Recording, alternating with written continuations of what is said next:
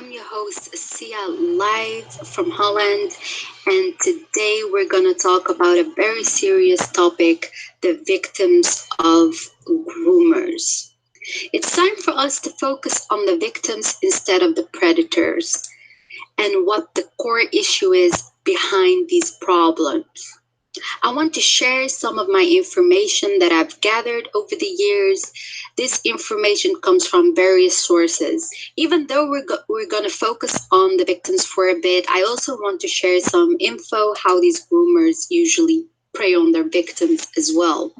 First, it's really important to know that not every victim is the same and not every case is the same either. But there's always a pattern how they go about these things. In Holland, we know them as lover boys. Lover boys are men who prey on vulnerable girls who are easily targeted and eventually being forced into prostitution. The victims are mostly from Dutch nationality. This doesn't mean it doesn't happen to other girls with different backgrounds. And unfortunately, a lot of these lover boys come from my background. It's not hard for me to admit this. I feel just as much disgust as any other person would. So, before we talk about how these predators work into grooming their victims, let's focus on the situation of the girls and the many reasons why the girls are vulnerable to these men. Usually, these girls come from broken families where there is one or both parents absent. And obviously, I'm not a social worker, a psychotherapist, a psychiatrist. I'm just going about the investigation that I did in this subject myself, and usually just work your common sense to understand why these girls are being chosen to be in these situations by these men.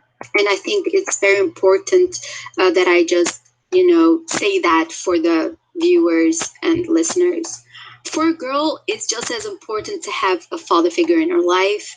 We always hear how important it is how a boy should have a father in his life. But imagine this, the first man in a girl's life is her father.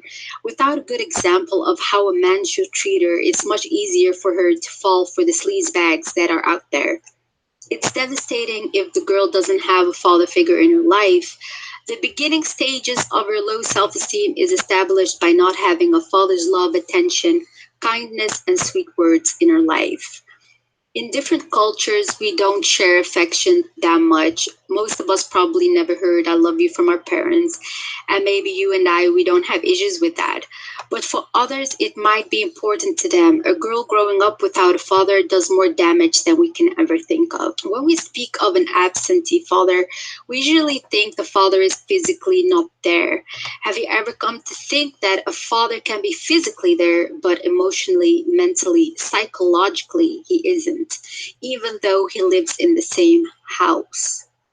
A fatherless girl will be more prone to strangers showing her fake affection and fake promises and fake love than a girl who has a strong bond with her father and does get the love and affection that she deserves from him.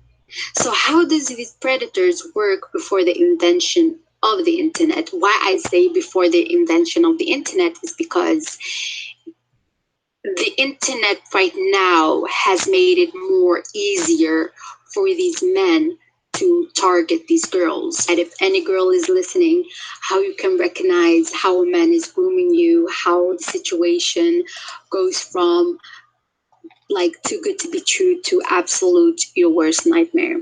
They would hunt in areas, obviously, where these girls usually would visit frequently. Think about different clubs, like, a lot of these girls that are being targeted go to clubs and they socialize with, like, in those clubs with these different men. They don't think that, oh, this guy might be a lover boy, aka a grooming gang member. But it also can happen on school grounds. We in Holland, we have these lover boys hunting for their prey in school grounds where the girls are literally picked up from the school ground and being put in these situations where they have to have sex for money. It starts with that they are showering the girl with a lot of compliments, mostly over the top compliments. For example, you're the love of my life. I never felt this connection with anybody else. We are soulmates. You're the best thing that ever happened to me. I want to share my life with you. You are the most beautiful girl that I've ever seen. I've never seen such a beautiful girl like you before. You know, over the top compliments that in a normal setting would never be said. And they will also use the three words, and that is I love you, in the first stages of the meeting. If you just met this guy and you don't even know his last name, or even if you know his last name, for somebody to say those compliments and those words to you really shows that it's an unstable, emotionally unstable guy, and it's a huge red flag. And if you happen to be a girl that, you're from 16, 17, 18, or even younger, because unfortunately the girls are getting younger, um, you don't know these signs, obviously, but if you ignore these red flags and you're over the moon, you just met this guy and you think, oh, he's so amazing, he gives me all these compliments, and then slowly he will tell you, let's go on a date, and he will buy you very luxurious gifts, like gifts that are too big to be given in that stage of the meeting with each other. It would usually be like some very expensive jewelry, or like very high end clothing, like excessive amounts of gifts. Like if you are in a position like that, you need to understand that that's actually buying your trust. He's literally buying you his trust. And you need to understand that it's not normal for a man to do that to you. And unfortunately, a lot of girls, they think this is the perfect guy. He showers me with a lot of compliments. He says the most beautiful words, and he showered me with all of these luxurious gifts. But then there comes the other stage, is he will slowly and surely will isolate you from your family members. He will say stuff like, "Oh, you shouldn't be," or with your friends. Like you will definitely be like, "Don't go out with her. I heard that this about her, that about her. She's a bad influence for you." Like trying to make you isolate to the point where you just only will see him, meet him, talk to him, and with nobody else. That's a huge a red flag as well. And the first thing that you can also recognize with is that, in the first stages of your contact with a guy, he will love the things about you. He will compliment the things that he loves about you. But you will slowly see that the things that he complimented you about are the things that he basically hates you for right now. He will definitely insult you for the things that he likes about you in this stage. And slowly, when he has you in that position of disarming you from your self confidence and self worth and everything else, he will push you to the point where you will be codependent on him alone, and he will force you into prostitution, or rape you, or let his friends rape you, and all of that horrible stuff. Pick up girls, groom them to the point where they don't recognize themselves, they don't recognize their family, they pull them out of their family home, their comfort zone, to be honest, and then they will be forced into prostitution. That's the end goal.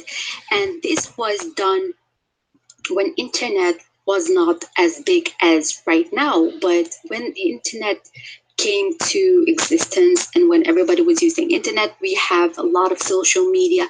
We have Facebook, we have Instagram, we have Twitter, we have all types of social media where it's easily accessible for these groomers, for these perpetrators to go on to and find their victims for the prostitution. And it's even like they start off by like a lot of these girls, they post their life on these platforms. They post their life, they post their grievances, their happiness, what they ate, what they didn't eat. Like their whole life is on this platform, and these men will definitely stalk the girl first on the social media, and then they will go in and they will try to manipulate the girl to the point where she's gonna meet him for the day. Like she will meet him up for the day and have a date with him, and within the next 24 hours she will already have been raped 20 times by different men, and she already be in the prostitution. And unfortunately, they will be brought to another country like Belgium, where the investigation to these minor girls who are being forced to be in prostitution are not as much investigated like in Holland. You guys obviously know about the red light district in Amsterdam, where you guys are saying like, Amsterdam has these, women in front of the windows, and like not every woman behind the window is there by her own choice. I'm not saying that they do, like I'm not saying that there are no women that are doing that for their own choice, but they will be investigated. They will be, they're going to make sure that the girls that are doing that job, quote unquote job, are there by their own will, and they are, over like adults doing that. But unfortunately in Belgium they don't investigate as much as here in Holland, and fortunately with the social media and everything, the girls will be raped in 24 hours, and they will be sold, like literally sold in prostitution, and they will work for a pimp, and they will give him all the money that they earned, and the parents don't know where they are. And it's like from 16, like 15, 16, 17, like the age range of minors basically. And it's a very unfortunate situation, but it's important to understand that these girls are coming from broken homes, from history of abuse. They don't know better, and it's time for us, especially as females, to educate each other. Like, what are the signs?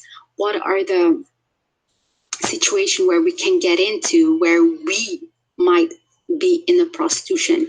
We need to understand that whatever goes on with these girls, like it could happen to one of our family members. Like imagine if this happened to your sister, your mother, your aunt, or anybody else in your family. Like imagine what the devastation is. And unfortunately these girls are very, very broken up inside. They don't have somebody in their life to talk to. They don't share what they do on the internet. They don't share who they meet up when they go outside. It's very important for us to educate these girls, and maybe a video like this will make a beginning, will show that this is how they do it. Like this is the pattern of how they do it. They will groom to the point where the girl really think this is true love. And unfortunately with the internet it goes so much quicker, and it's so harder to catch them. So we need to be very like alert, tell anybody who we know that this is what's going on and this is what's happening. And I hope that we can make the change that is needed. When we talk about grooming gangs, we always talk about the predators. What is their background? Are they Pakistani? Are they Muslim? Are they, in the case in Holland, a lot of them are Moroccans. Unfortunately, I'm not ashamed to admit that. It's very shameful. Are they Muslim? That's not the issue here. It's men that are preying on little girls. It's men that are doing this to little girls. It's not about where they come from. It doesn't matter if it's a Dutch or a Moroccan or a Pakistani or a UK lad. It doesn't matter. It's about what's important is the victims, and that is what needs to be dealt with, and how we can make them stronger women, even if they're so young. And I had the privilege to know about these lover boys, gang members, that, go on about and groom these girls in high school. Professionals would come to our schools and teach us how they would groom you, and that you need to be very careful for them. Yeah, this is the first beginning, hopefully, into educate and to teach and to learn about it. And, there's a lot of information on the internet of what they do to these girls. And if something is too good to be true, it's too good to be true. And if you see something, say something. You're not a snitch. If you see something going down and you protect the girl, you're not a snitch. It's better to protect the girl that might be the next victim than to protect the predator for street creds or whatever. So I hope you guys will have a good week, and I will be here with another video soon. Thank you guys. Bye. Ladies and gentlemen, can I have your attention, please? Welcome to the Free Speech Show. Please put your hands together and welcome your host for tonight, all the way from Holland, Siyaa.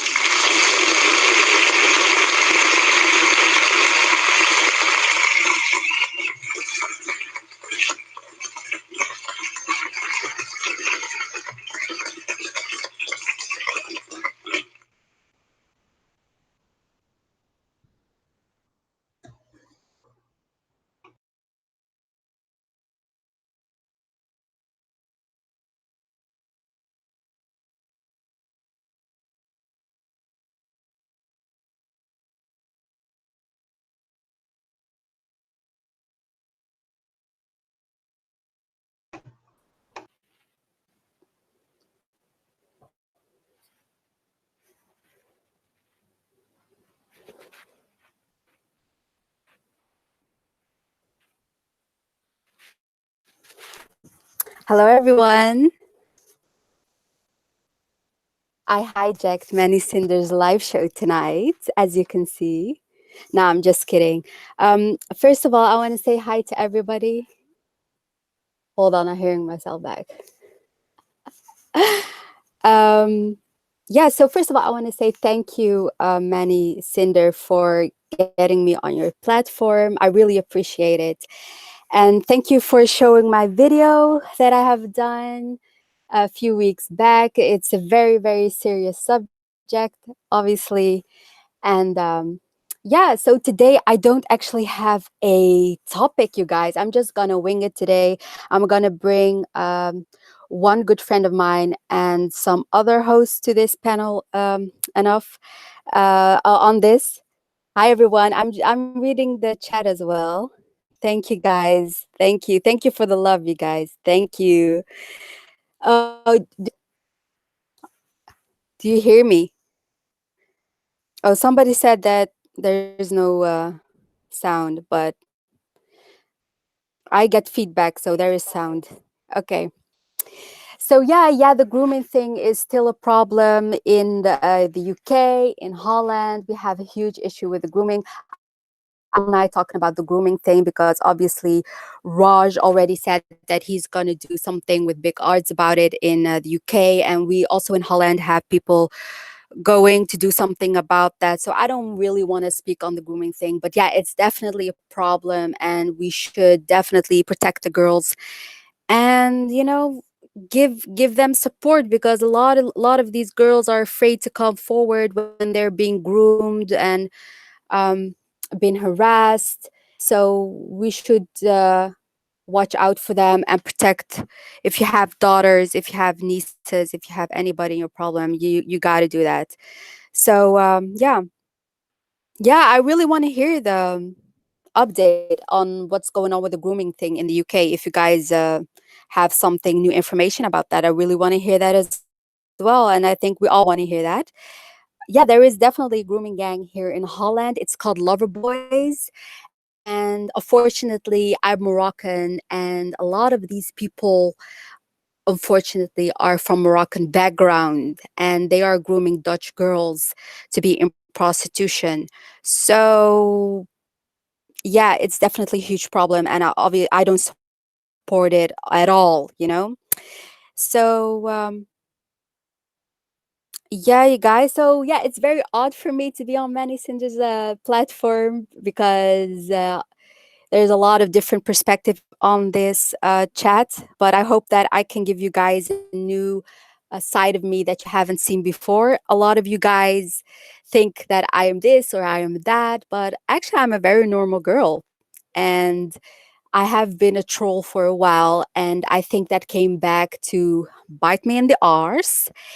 And but yeah, I just want to come here and talk about what you guys want to talk about. If you have any questions, please not about religion, because I don't want to speak about my religion here.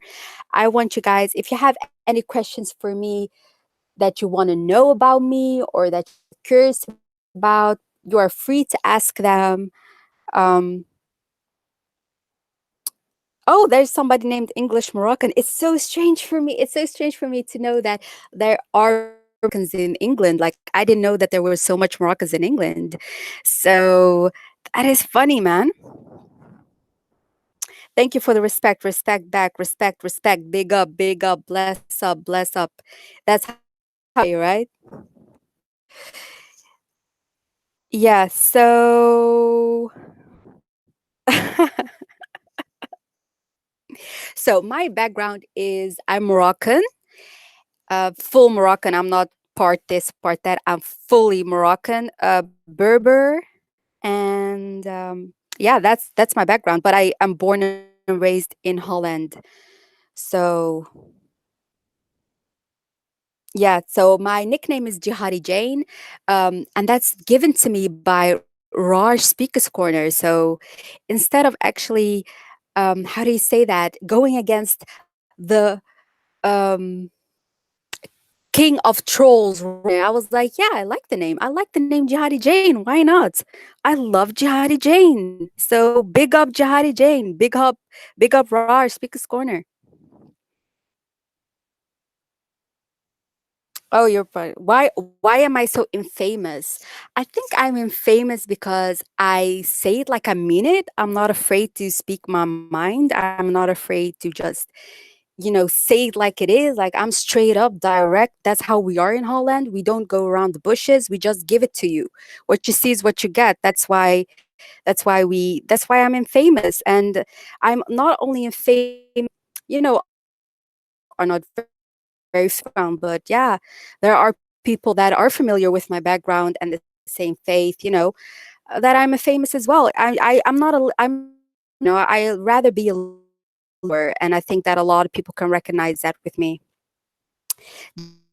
Jihad is back. Yes, man. It's going down tonight. I have a bad online reputation. I mean, I there's a quote that I absolutely love.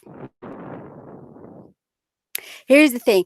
There is a quote that I love, like, well-behaved women rarely make history. And I love that quote because if you are always on your best behavior and you always do what other people say, and you're a follower, you will go nowhere in life. You need to give him that that spice. You need to give him that rebel, so that people will talk about you. And the more people talk about you, even if it's negative, it will bring you to higher places. And I think that that's my ammunition, actually. So why am I always so mean in the comments? But when I speak, I can be mean when I speak as well. But because I'm not on my own platform, I have to keep it very civil. But I think that being mean and being straightforward sometimes can be good.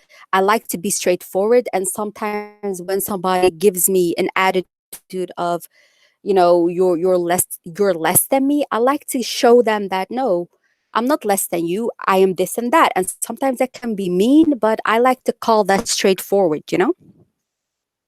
And there's something very good about women that can be mean sometimes. You know that, nice woman, sweet woman all the time, right? I'm not fake. You can call me anything but fake, really. I know my accent is funny, right?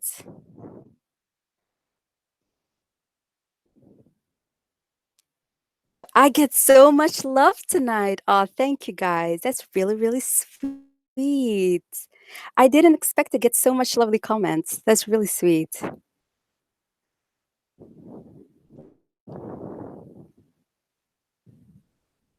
Yeah, I'm gonna avoid certain topics. I'm not gonna talk about certain people. If you expect me to talk about certain people that I have a feud with, or if you expect me to talk about my religion or anything, nah, it's not gonna happen tonight, you guys. I'm really, really sorry. But if you want to hear me to speak about that, you can go to my channel, which is Siyaa Live, and you can find all my videos over there. And I speak about my religion, and there's gonna be more videos on my personal life and religion and my feuds, obviously. So, hi, blah, blah. Blah, blah is my biggest fan, by the way, you guys. So, any more questions, or shall I get my friends on? Because I think that they have some few things to say. Yeah, it's Siyaa Sinder tonight, you guys. Siyaa Sinder slash Jihadi Jane.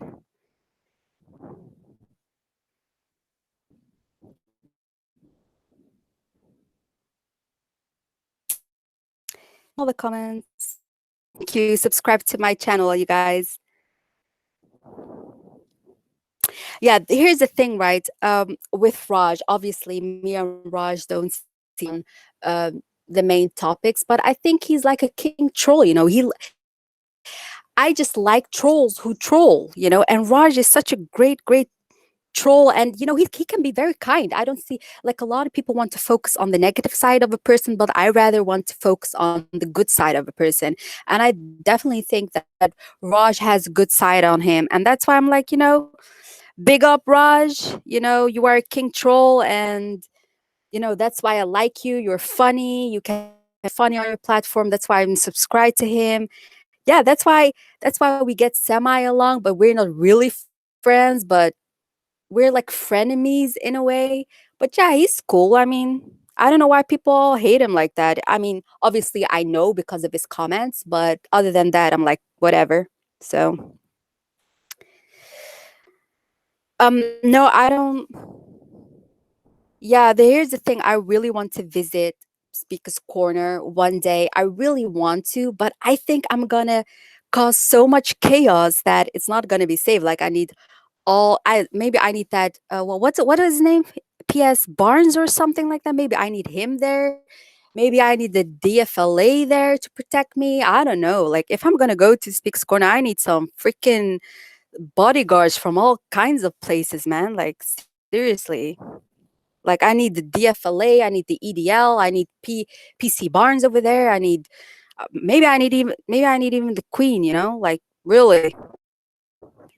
If I ever go to Speaks Corner, so I'm a Berber 100%. I'm not Arab, so yeah,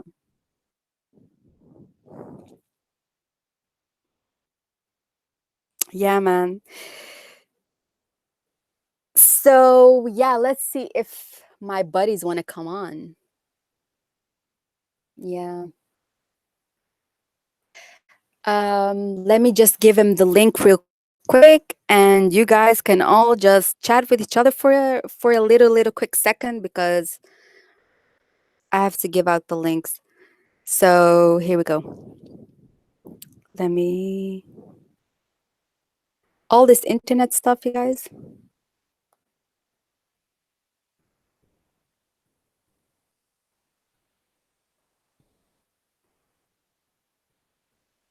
Yeah, I'm just giving out the links. I'm gonna have one good friend of mine and somebody else who wants to jump on.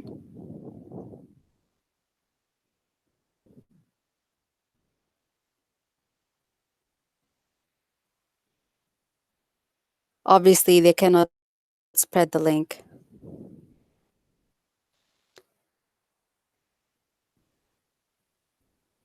So it's an interesting show today. I didn't expect this, by the way. I didn't expect to come on Manny Sin's podcast. Manny, big up for um,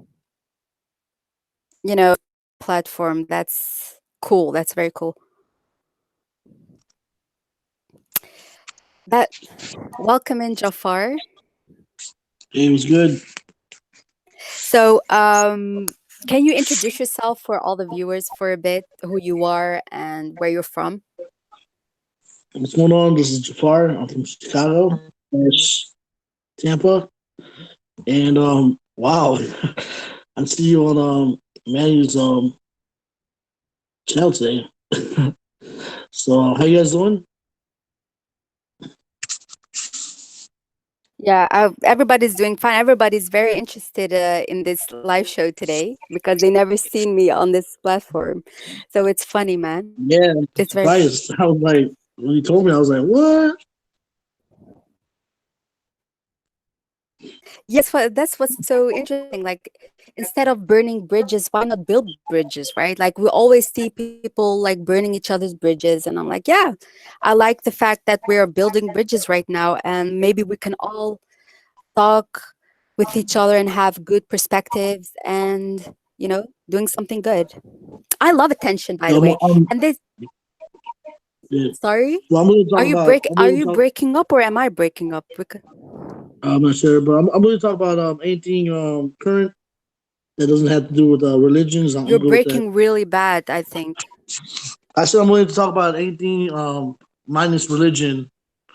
So I'm good with any kind of topics that's not related to religion. I'm good with that. Yeah, so first I want to speak a little bit about, the misconceptions that people of me have. Like earlier, I said that, I was in the beginning when I came to Google Hangouts, I was. Can you mute yourself, Jafar, because it's breaking up my microphone. Yeah, yeah, yeah. 1 second.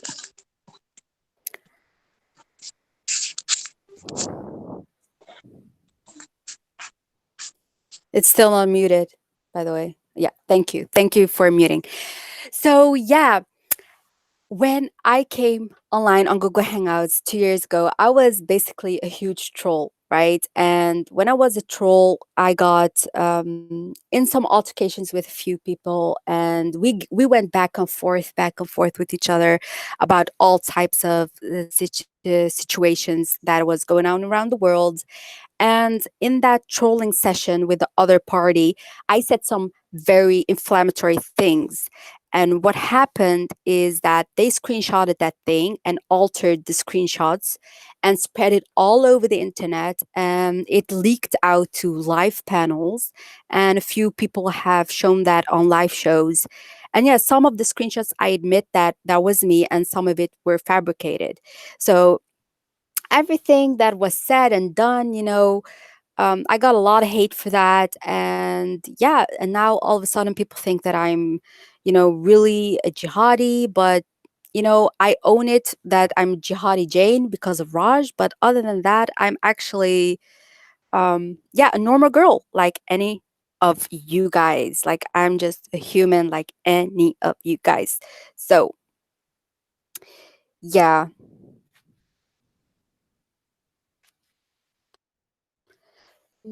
Cool. We have Brother Abdul here as well. Welcome, Brother Abdul. Can you introduce yourself to the people and where you're from?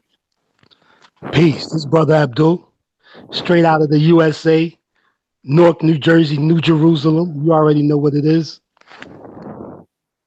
Yeah, man. We have an international panel. I'm from Holland. USA. Yeah, I'm from Holland. Yeah. We have two people from the USA, and obviously Manny is from the UK. So we have an international panel here, man. Yeah. So I just want to say that that was the misconceptions. I hope everybody will see the different side of me today. And if not, yeah, then whatever, I cannot help you.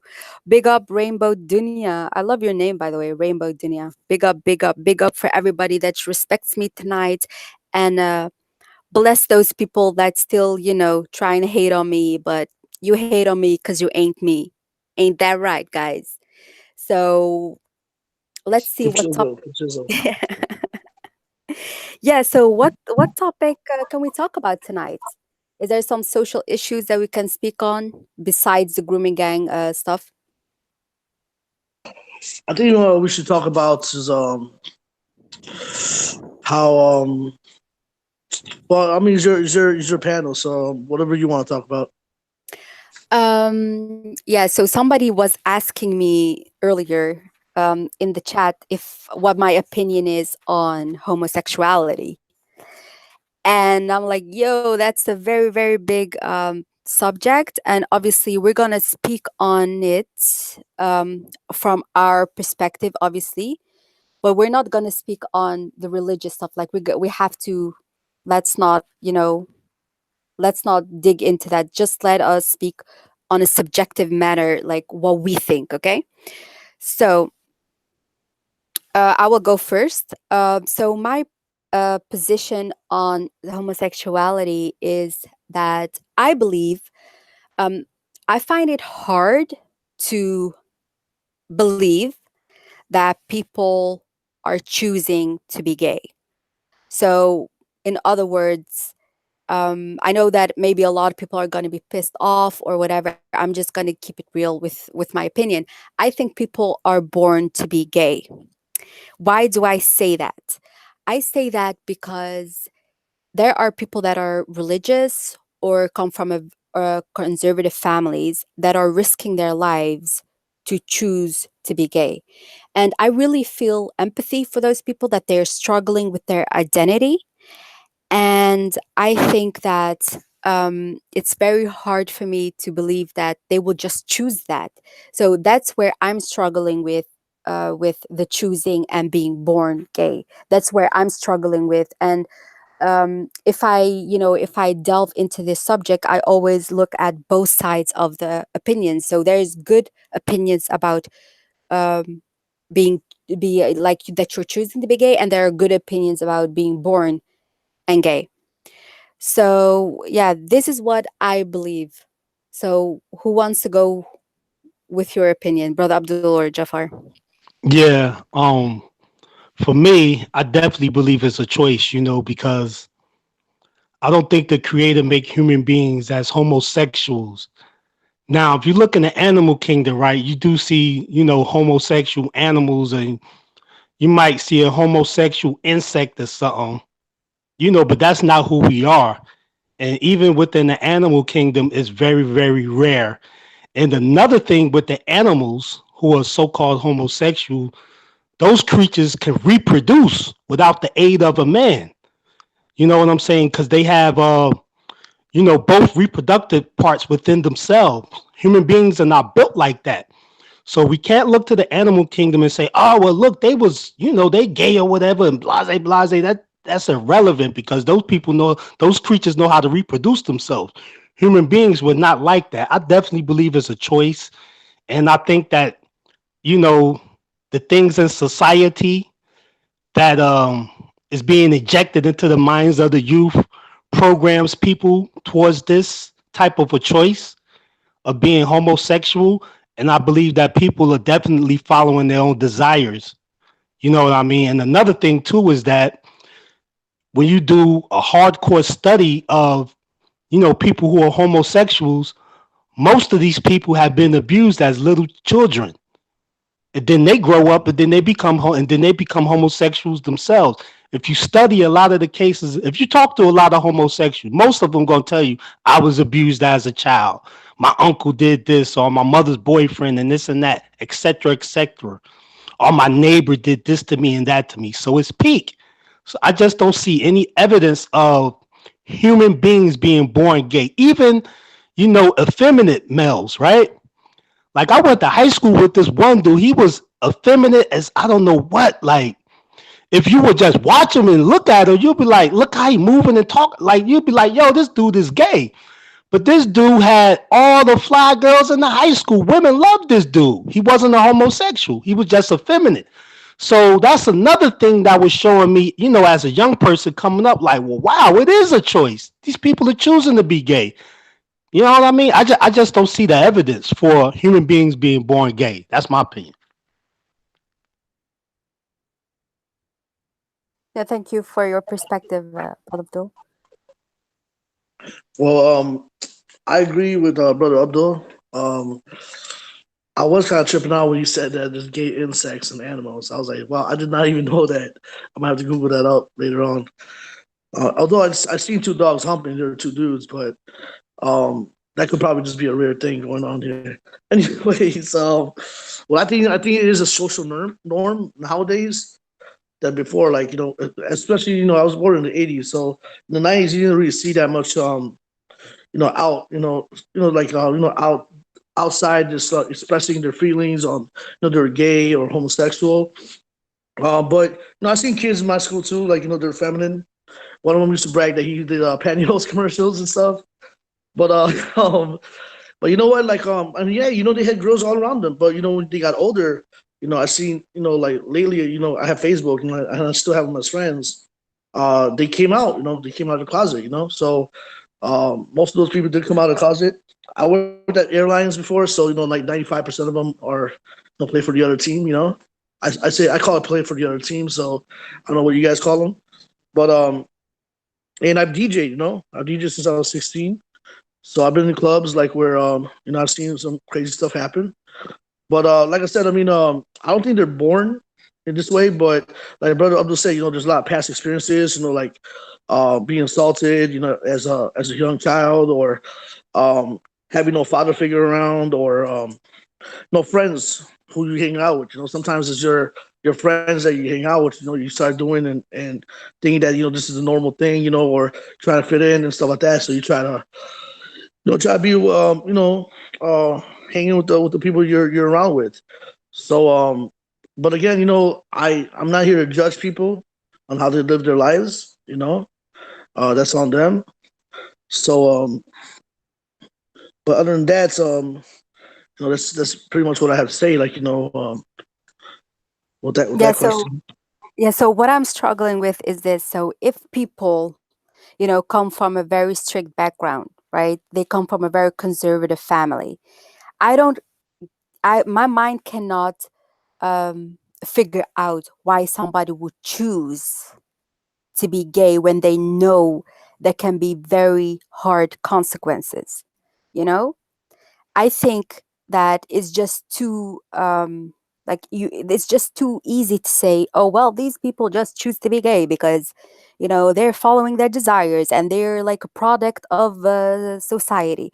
I think that, to me, somebody must be very disturbed, like very, very, very disturbed, to choose to be gay, to risk their life, to be ostracized from society, from their community, and all of that stuff. So that's why I'm struggling with the fact versus born and being, and to choose. So how do you guys, mend that, uh, how do you say, confusion by saying, okay, these people are choosing to be gay, um, and risk their life? Like, how do you mend that thought? Well, it's the same thing with an alcoholic. Why would an alcoholic want to be an alcoholic and destroy his liver and his body and this and that, lose everything? Why does the crackhead want to become a crackhead? Are they born a crackhead? No, of course not. These people are making choices in their life, regardless of the ill effects of it. And they know it's harmful and they know it's bad. Yet they still choose to become a crackhead. Why? Because they desire that crack.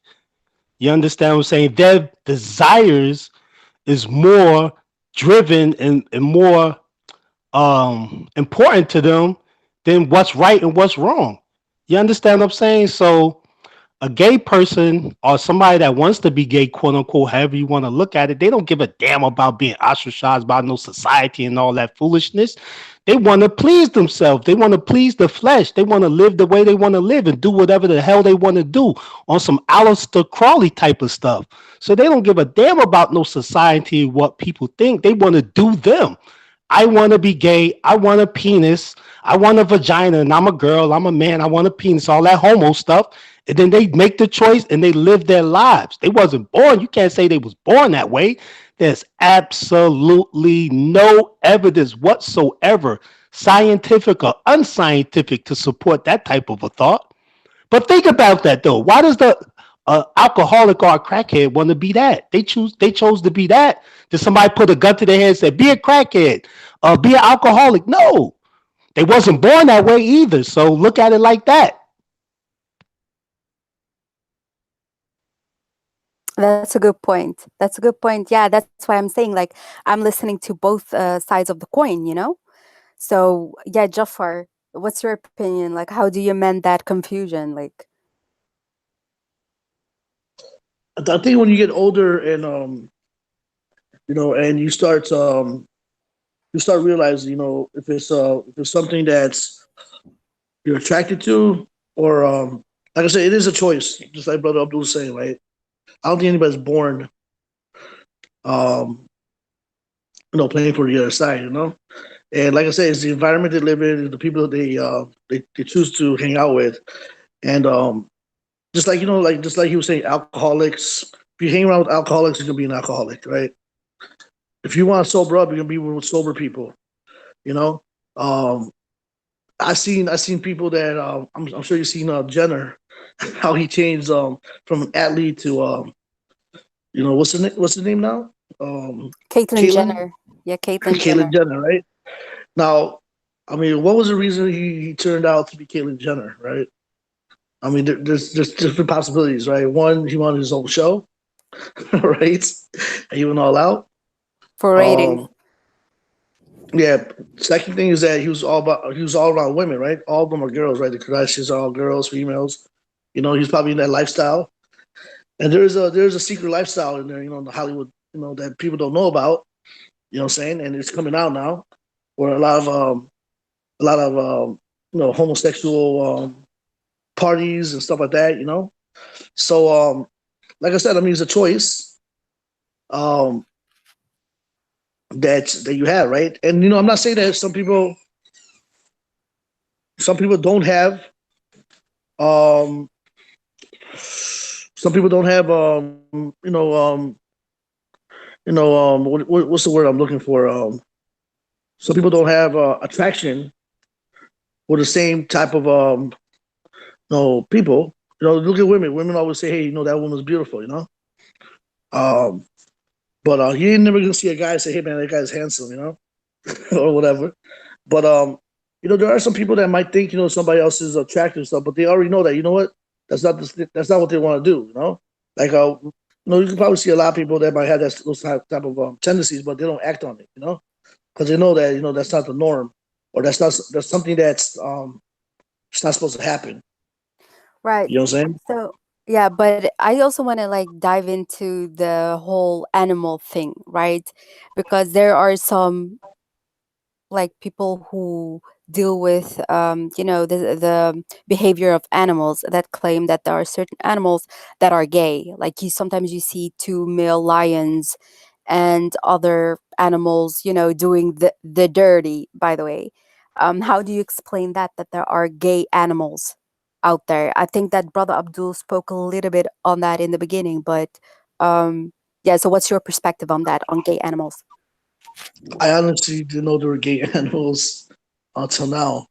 But that's a great question, brother. If you wanna tell us more about that, please. Nah, like if you could do research online or whatever, right? There's very selective instances in the animal kingdom where you see homosexual behavior, things of that nature, or what they would call asexual creatures, like it's certain sea creatures and stuff like that, like seahorses and stuff. You know, they survive without the aid of a man. They can reproduce within themselves.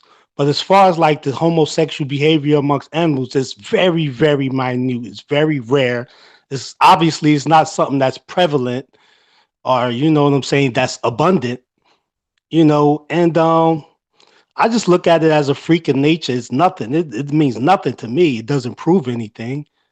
You know what I'm saying? Because whatever gay animals or whatever, or the homosexual behavior you see um displayed within certain animals, excuse me, all of that stuff is irrelevant. These animals are reproducing, you know what I mean? Whether it's a particular type of creature that's asexual or whatever, it can reproduce, by itself, or if it's the male and female thing.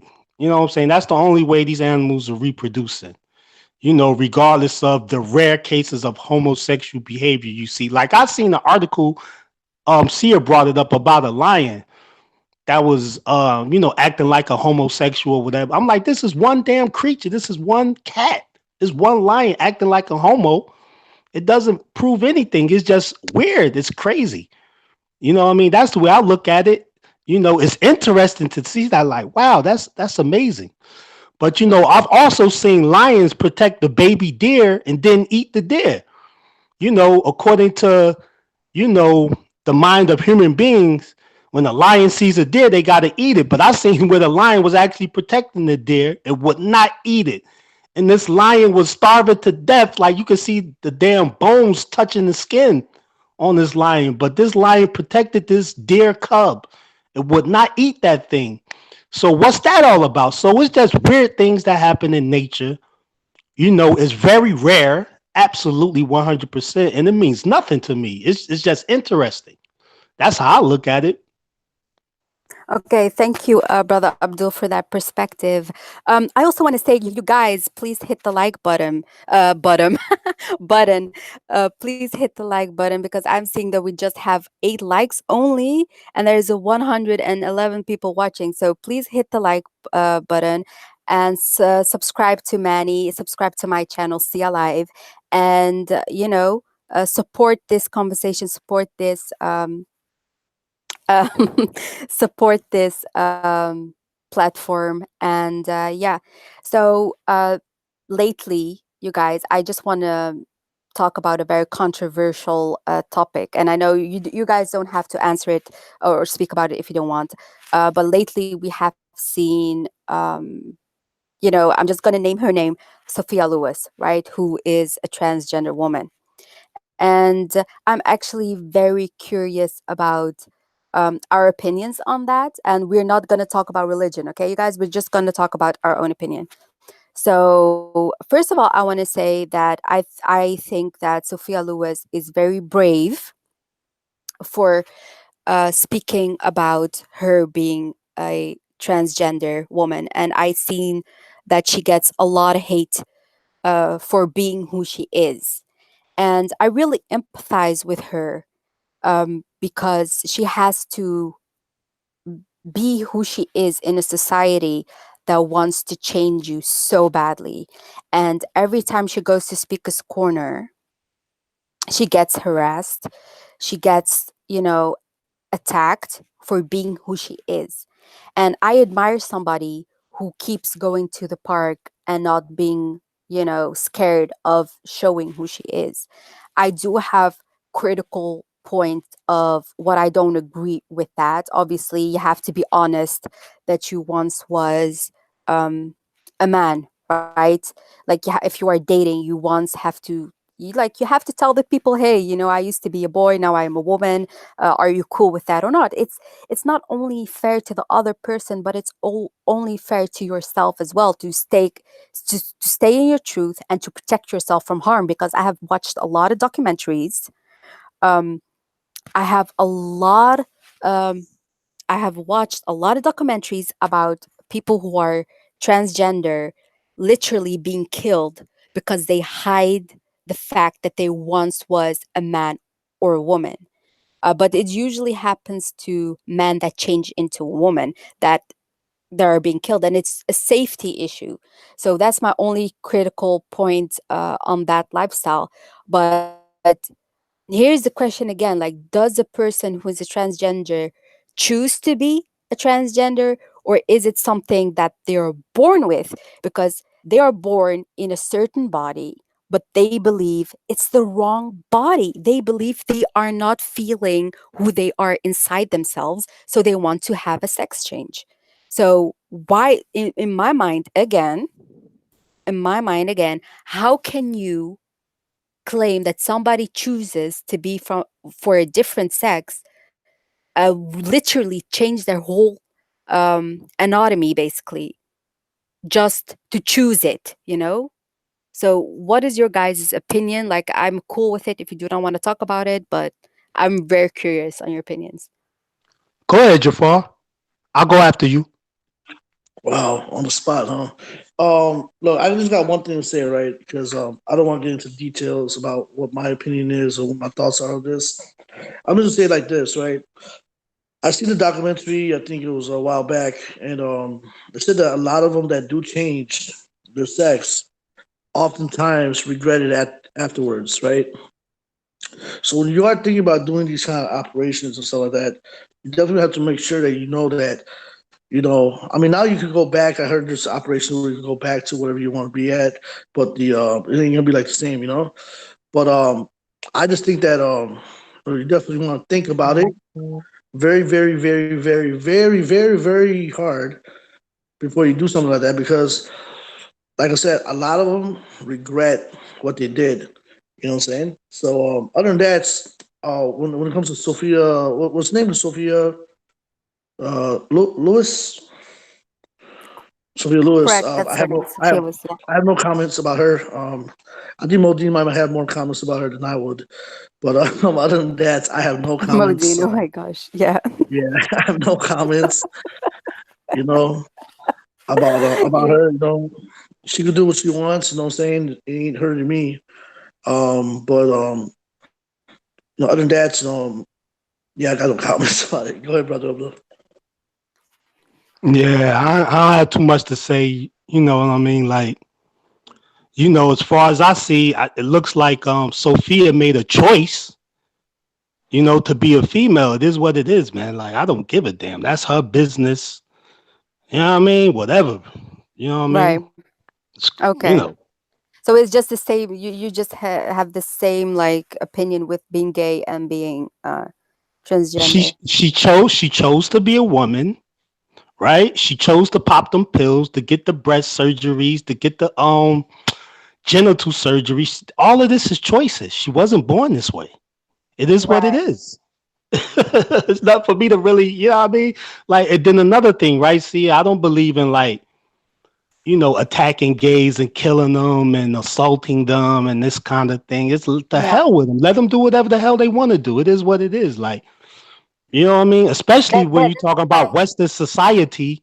In the West, it's rampant. It's all good. It's not illegal. It is what it is. that's my opinion as well. Like if somebody chooses to be gay or born to be gay, or chooses to be transgender or born to be transgender, I'm just saying it both, you guys. I really have to study this more to have a final decision. But here's the thing. I do not support people being harassed for what they want to be. Like whether they are gay, transgender, or they want to, or they want to cross dress, or they want to walk on heels while being a man, or whatever. It's their life. I don't understand why people have so many issues what other people are doing in their life. I see crazy comments on people's lives, constantly harassing, constantly bashing, even throwing stuff at them, and even being beaten up. Like we in Holland, we have a lot of instances where gay people are being beaten up because they walk hand in hand, through the street. Imagine if somebody like a Sikh, like imagine Raj, okay? Like imagine Raj walking down the street and he's getting beaten up because he chooses to watch to clothes in traditional clothing, and he has turban. Imagine being beaten up for just wearing that. That's the same thing to me if somebody wants to be gay walking hand in hand, that stuff. I do not agree with people are bashing other people for what they want to be. I think that needs to stop. Whether you're Muslim, whether you're Christian, whether you're Jewish, whether you're Sikh, leave people alone. Don't touch people. Like if my neighbor wants to be what they want to be, I don't care. That's not my life. I do not be bothered by stranger people's life. And people need to stop calling other people nicknames as well. Like if a person calls himself a certain name, have the decency and respect to name them with that name they have given themselves. Okay? Do not change the name into something like, oh, let's just say Simon, right? It's Sophia Lewis. She chooses to be called Sophia Lewis. Don't call her Simon. That's disrespectful. Whether you agree or don't agree with the lifestyle, it's not your lifestyle. It's not your life. So back off, mind your own business, and let people live. We are living in the West, right? Where this is where the freedoms of the law, you know, allows this stuff. You know, so if you want to change something in the law that blocks gay people for doing this or blocks transgender for doing that. Go into politics, but don't harass people just on the streets or in speaker's corner or giving them nicknames and bully them. I hate bullies. I will never ever accept a bully, whether they're from my community or from somebody else's community. Like that needs to stop. That really needs to stop because it can go from bullying to something very more severe, to where people are going to regret for what they have said and what they have done with their lives. And yeah, that's my perspective on this whole issue, man. I One hear of the that. things here, Yeah. sorry, one of the thing, right? And if you are, let's say, a transgendered, right? Um, I've DJed in Miami, I've DJed in Toronto, Vegas, and I've done guest spots in Amsterdam, right? One thing you definitely want to make sure, I don't know if anybody agrees with this, is that they should let people know that they are transgendered, right? Because a lot of them you can't really tell if they're transgender or not, right? Unless you really, unless the lights are really open and you actually see, some Mm-hmm. features. But definitely be honest of who you are. I don't believe in bullying either, right? I'm against bullying myself. You have a right to do whatever you want at the end of the day, right? But definitely Yes. be true to the person that you're talking to. And Yeah. I've seen it happen to friends of mine where they've been dancing with somebody and then you find out that's not who they are, stuff like that. So definitely be honest with people when you first meet them, and then it's their decision if they want to move forward or not. But at least you're honest. Exactly, but that's not only fair for the partners that they have, but it's also fair for themselves, for the transgender person themselves, and for their own safety. Like I said earlier, if you are dating somebody and you're transgender, just say, hey, I used to be this. Are you down with that? And if that person is down with that, then cool. If not, move along. There will be somebody else for you. But it's always important to be honest with that, because there's a lot of hate crime going on against transgenders and gay people where they have to cost it with their lives. And if you do not want something to happen to you, just be honest. And you don't want, and again, you don't want to be with somebody who doesn't accept you who you are. You rather want to be with somebody who accepts you fully for the 100%. And if that cannot happen, then it's their loss. You always have to get to believe that it's their loss, not yours. And especially when you're young, when you're 19, 20, you have your whole life ahead of you, and you can do a lot of stuff. You can go to college, you can do this, you can do that. Like, having a partner and sex is not everything. Just build on your own life, and when the right person comes for you, it will come for you. And that's definitely how I see it. Yeah, so I don't know if Raj wants to come on and see what Raj has to say, the king troll of trolls. um yeah, it's just about respect, you guys. Like, if you're doing something about your life and it does not harm anybody else around you, then that person has the right and the freedom in the West, to do what they want to do, as long as it's not hurting other people. Being gay isn't hurting me. Being transgender isn't hurting me. So let them do what they want to do. Period. Like, why are these people like throbbing out of their mouth, being all crazy and chasing and making up nicknames and going around like animals, and even ask a transgender person to pull their pants down and let me show me your genitalia, let me like show me how it looks like who are these people that are doing that? Like, that's so insane to me. Let the person be who they are. You don't go around telling people to pull their pants down and to let them show you your genitals. Why are you doing that to a transgender? Like, it's crazy. Like, it's crazy. I see Yeah. a interesting comment in the panel, and I wonder what your response is going to be. So somebody is saying, what would you do, or how would you feel if your son Okay. came out and wanted to be transgender? I'm gonna be honest with you. I'm going to be honest with you. I have seen a lot of people that are saying this, right?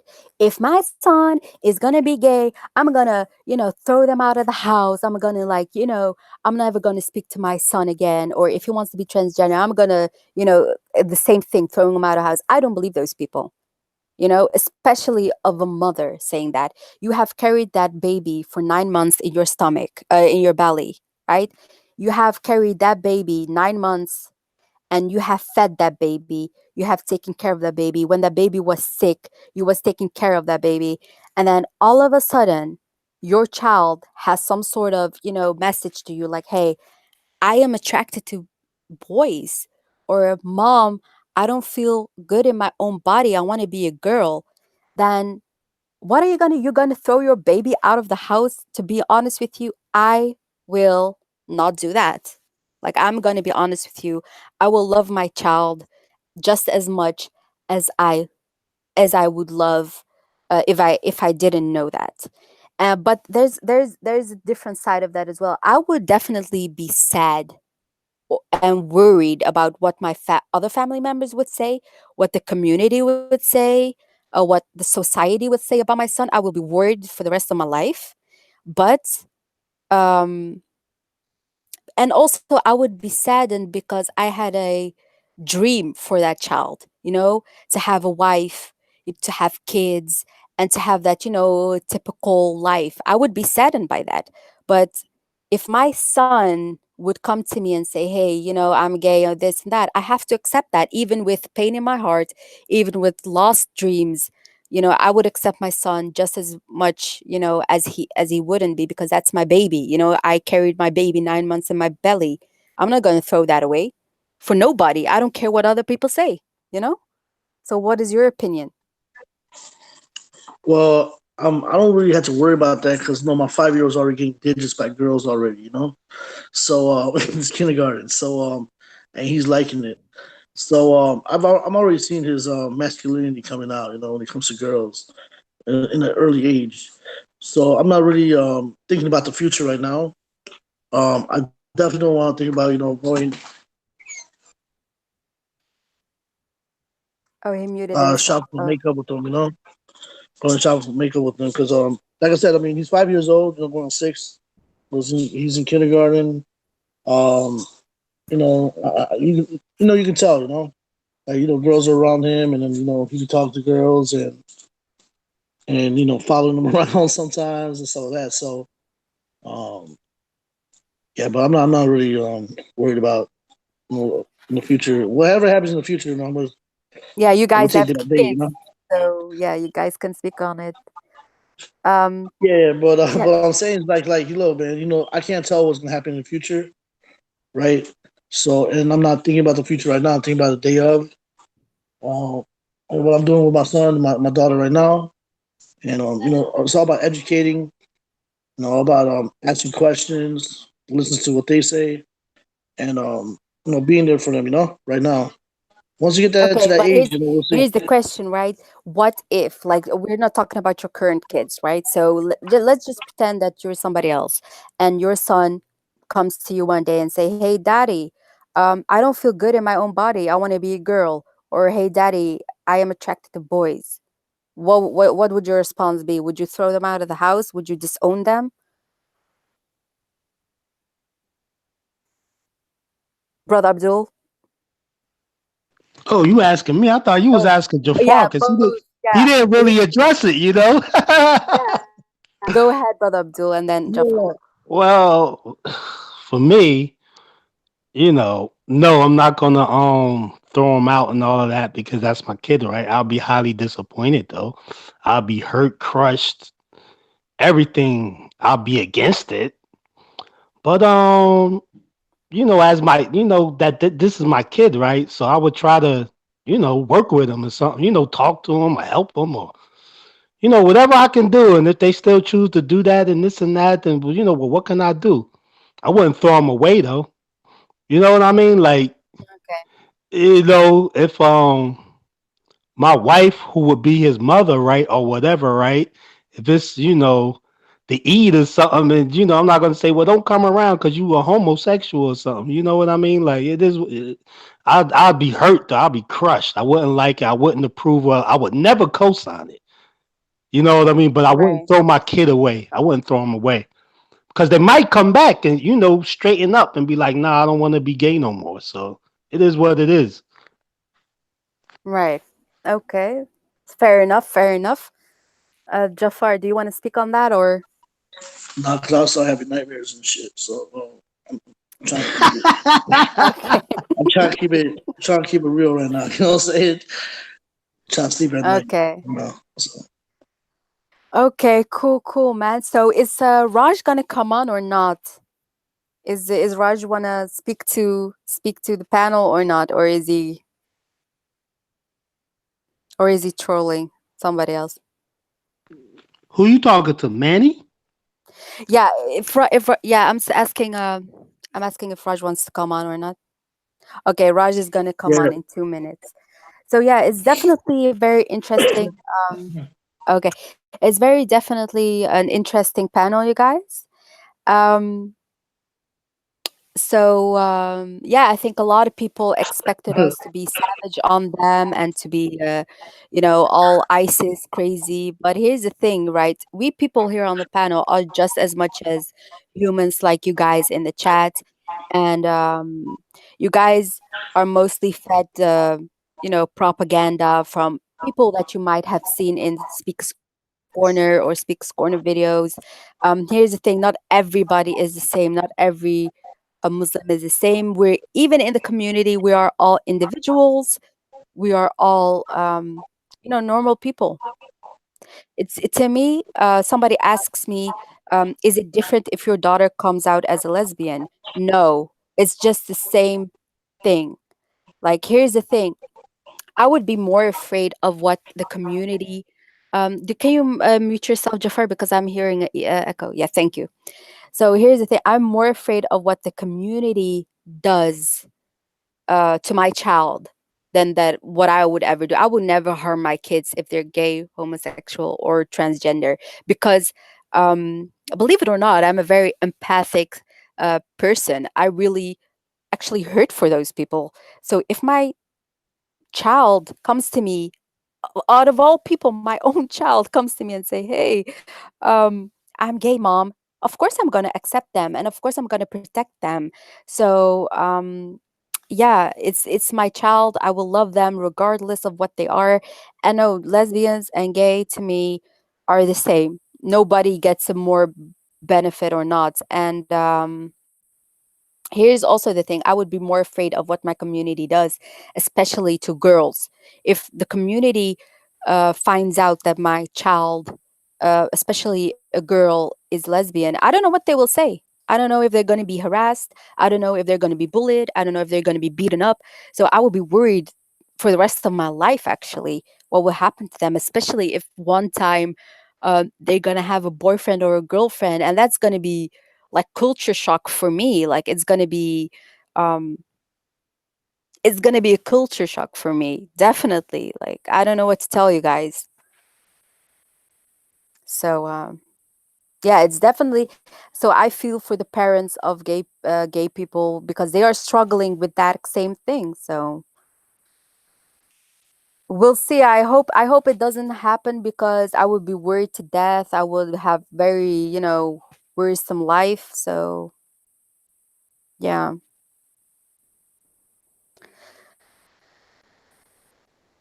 Yeah, I don't want to talk about that person on this panel though, Raj. So if you come up, please do not mention that name. Thank you.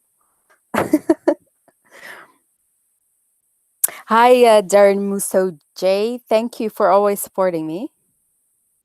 No, I'm not bored, you guys. I'm just like I'm out of topics to talk about, and I don't want to go down the route of you know what it is. People love train wrecks. People love drama. That's why there's um. Hold on, you guys.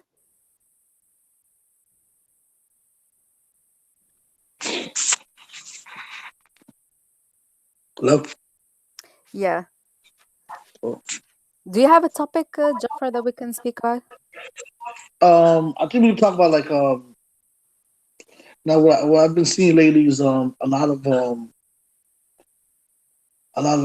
labeling and bashing and not bashing more, but like attacking each other and generalizing people a lot. And I think what we need to do is we need to see of course the whole world's watching, right? We're in the U.S., right? I'm from Chicago. I'm actually in Tampa right now because we're in Chicago right now. So brother Abdul's in Jersey. We have other brothers that watch from the United States as well. And what I've seen a lot is that there's a lot of ununified on in the UK. A lot of people are judging people by one or two people, right? And like I said, like Sia said, not all of us are like that. You know what I'm saying? Um, we all have our own lives that we live. Outside of Speakers Corner, we watch it like a drama show usually on Sundays. Before it used to be more educational, and about all this drama started happening where it's not more educational now; it's more hating each other. And I just want to let people know that you know we got children that we're raising. We want to make sure that they live in a nice, peaceful environment, not to hate each other, not to discriminate each other, um, not I to don't, by the way, disrespect. I don't have kids or anything like Well, that. I'm saying So, that eventually, inshallah, you will have kids. Everybody's gonna have kids. So we got to think about our kids. And what oh, environment we oh, live Raj is here. I hear his little tune. and what Raj is here. uh,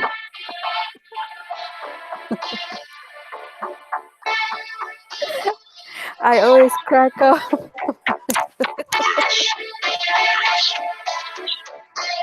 Where the hell is that from? Blade Runner or something? I don't know.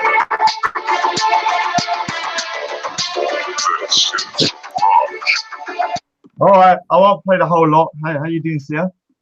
Oh, hey, Raj. Big up, Raj, for coming onto the Yeah, panel, big man. up, Sia as well. And I just want to say, I really like the chat so far. I think I've learned a lot more about yourself and some of the people on the panel. And yeah, I'm a little bit surprised actually, in a good way, because I Yeah. wasn't expecting you to say what you were saying. I am going to be jumping on and off.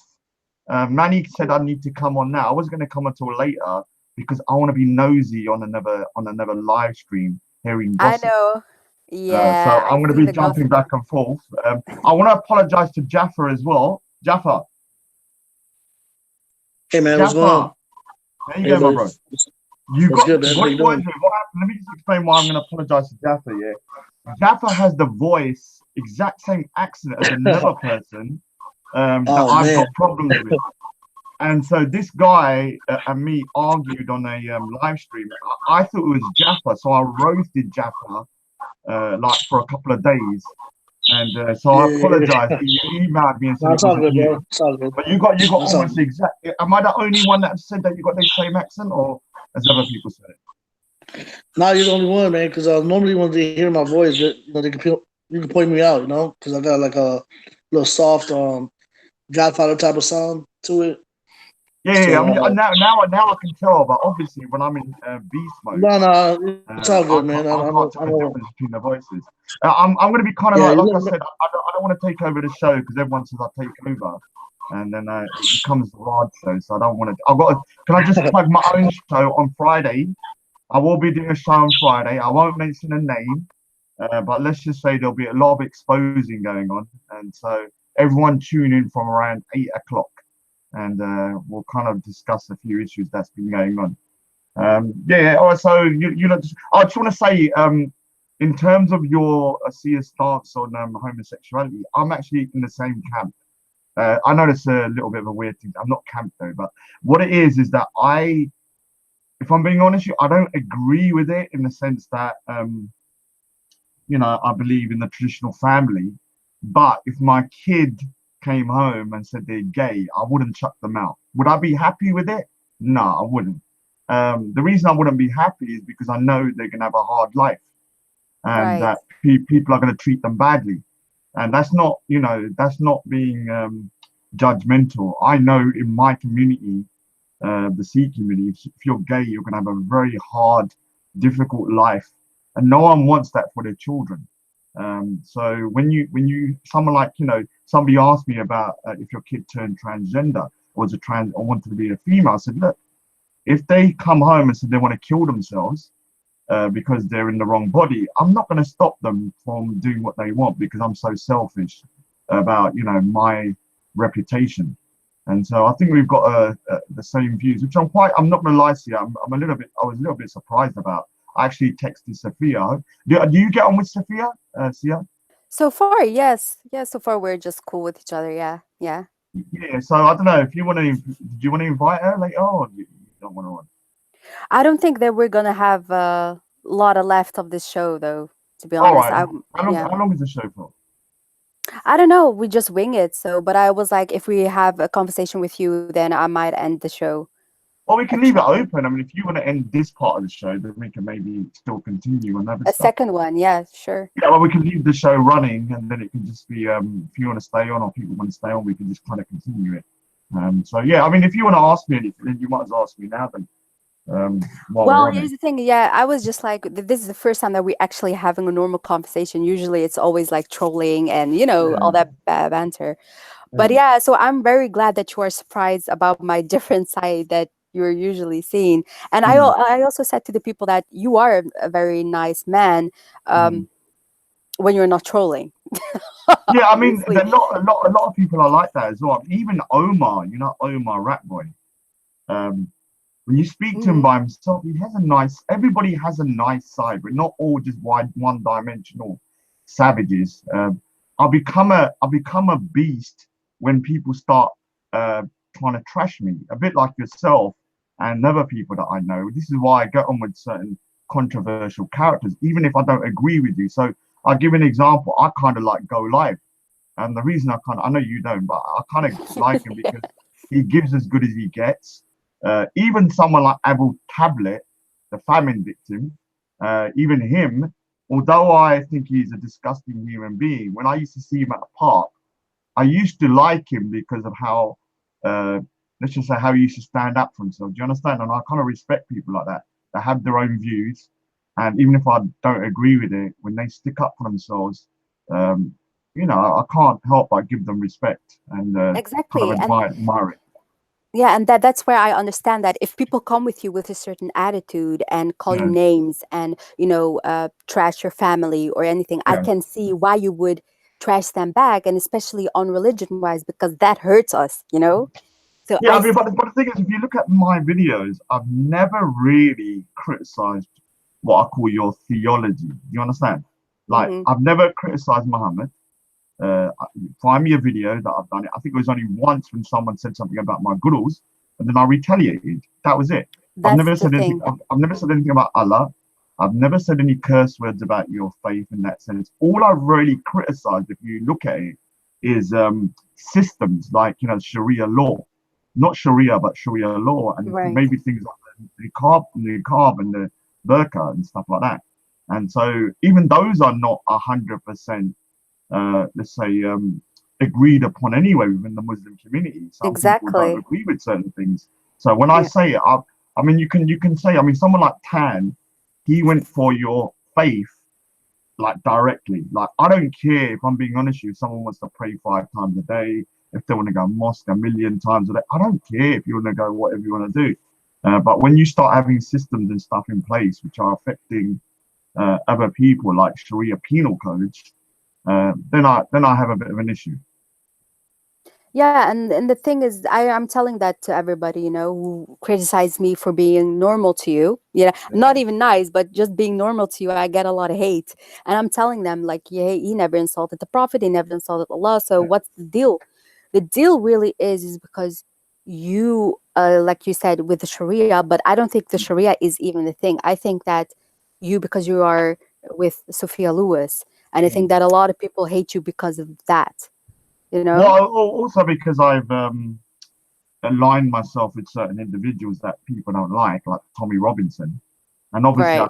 I can understand. Look, I would never expect a Muslim to kind of go, oh, Raj, I agree with you supporting Tommy Robinson, because Tommy Robinson to them is against them. So I understand when they find that hard to swallow.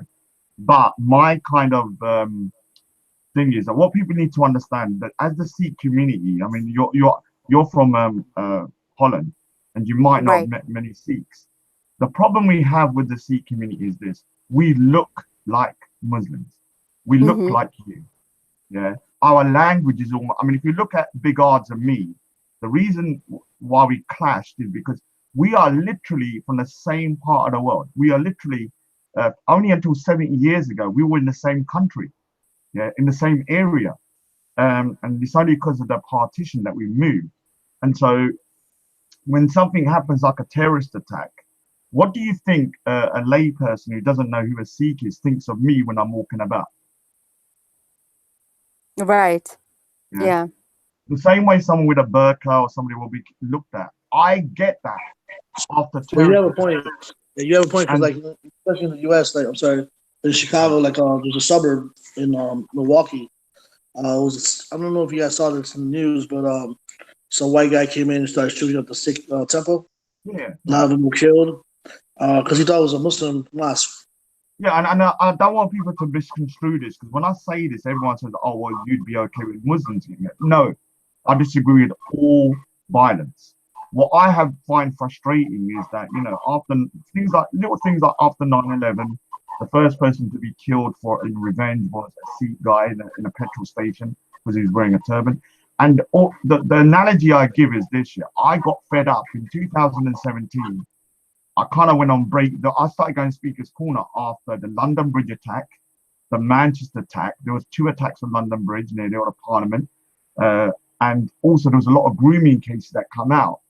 And I just got fed up, because when I'm walking about, I give the analogy of, imagine like you got 2 twin brothers.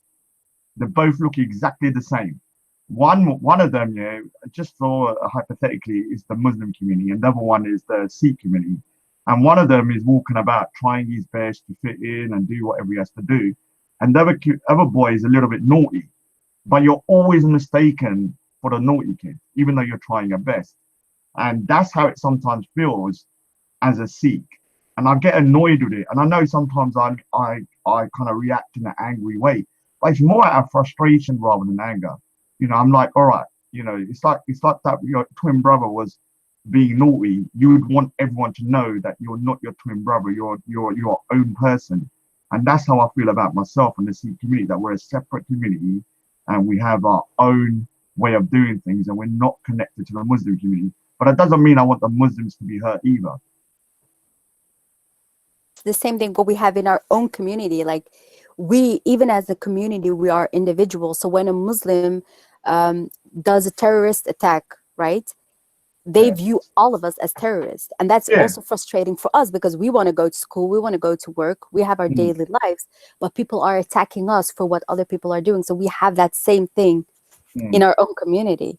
But I But, want to, but the thing is, I think what you need to understand, this is going to sound quite selfish. And to be honest with you, I'm quite selfish, if I'm being honest with you. I'm not going to lie to you. For me, don't take this the wrong way. Whether those people who are doing the stuff are good Muslims or not, they are still from your community. They're bad parts of your community. But right. to me, they're nothing to do with my community. Like, they've got no connection. And so it's very frustrating when we get blowback from another community's bad apples. Like, I could accept it if it was my own bad apples, like, because there are bad Sikhs, trust me, there's loads of them. Some of my worst enemies are Sikhs, no doubt about it. But this is the reason why sometimes people see my vitriol as hate. But I'll be honest with you, it's more with frustration rather than hate. Mm-hmm. Yeah. So do you agree with everything that Tommy Robinson stands for? Like, do you agree with everything, or is it No, I just don't. No, I don't. I'm going to say something, and I've said it before. I do not follow any man. There's only one person that can tell me what to do, and that's my mum. And if I found out Tommy Robinson one day was to say, we want to deport all Muslims, or we want to hurt Muslims, or inciting violence, I would drop him like a hot rock. Yeah, I would drop him. I would not stand by somebody who is going to do that. Yeah, right now, Tommy Robinson attracts a lot of bad apples. There's no doubt about that. But Tommy Robinson, in terms of what he's saying, he isn't entirely wrong. Yeah, I don't agree with everything, but he has some good points. Sometimes he just says it in the wrong way, like me. What you mean? Yeah, yeah. I think that you can identify with him because he's direct, like you. I think. Yeah, but we've also had very similar story of upbringing. Right. Both of us are from a very big Muslim community. I grew up until the age of 18, not having, I think 90% of my mates were Muslim from all different backgrounds. And in the 80s, 70s, and 80s, the Muslims were very integrated. Like, I don't even remember even having one issue in those 18 years. And suddenly in the 1990s, things started changing. And that's what Tommy Robinson said as well, that this hardline kind of Hizbut Tahrir and all these kind of guys started infiltrating the colleges and universities. And so the next generation of kids, not my generation, but their children, started becoming more hardline. And he's also got another thing in common with me. My relative was groomed, and so is his relative. And so we've both seen, been through quite stressful, traumatic things. And unfortunately, the community that has been involved has been from, I'm not going to say, let me say, not the Muslim community, the Asian Muslim community, which comprises mainly of Pakistanis. And then you have Bengalis and stuff, but mainly from the Pakistani community. So my issue is probably more an Asian Pakistani Muslim situation rather than a Muslim problem. Right. Right. I see what you mean. Yeah. But yeah. What else is there to say? Do the guys want to ask Raj something or comment something on what Raj has said? Well, I agree with you on one point that a lot of things I've seen in the UK. I've seen a lot of different, a lot of different parts of people not liking each other. A Mm, lot of discriminations, between each other. I'm from Chicago, like I told you. Remember earlier? And, in Chicago, there's a street it's called Devon, right? mm, On Devon Street, you have a mixture of Indians, Pakistanis, Sikhs. mm, Everybody in one street, and nothing bad happens. They mm, all respect each other. They have stores. They eat together. We I mean, you won't see something like what I'm seeing in the UK right now, mm, when there's a lot of discrimination or hate or you know um, any of that kind of stuff, right? But there's one thing that I sometimes get tired of hearing is that mm. terrorism is only labeled for Muslims. Oh If you look no, at the that's a U.S., lie. right? That's a lie. Yeah, well, that's what I'm saying, right? But I usually normally see that, and when you look at the U.S., right? I'm not sure if you noticed school shootings, Yeah, mall yeah, yeah, shootings, yeah, that Vegas thing that happened. yeah. Now this recent thing, with all the politicians, that this guy was sending in, you know, um, explosives and stuff like that, and then you have Yeah. now they tend to make that more of a mental issue Yeah, than plain right a terrorist attack, right? mm, Because you're killing more than one person, you're randomly shooting people because you lost your job, mm. right? Ain't no mental issue going on there. You know what I'm saying?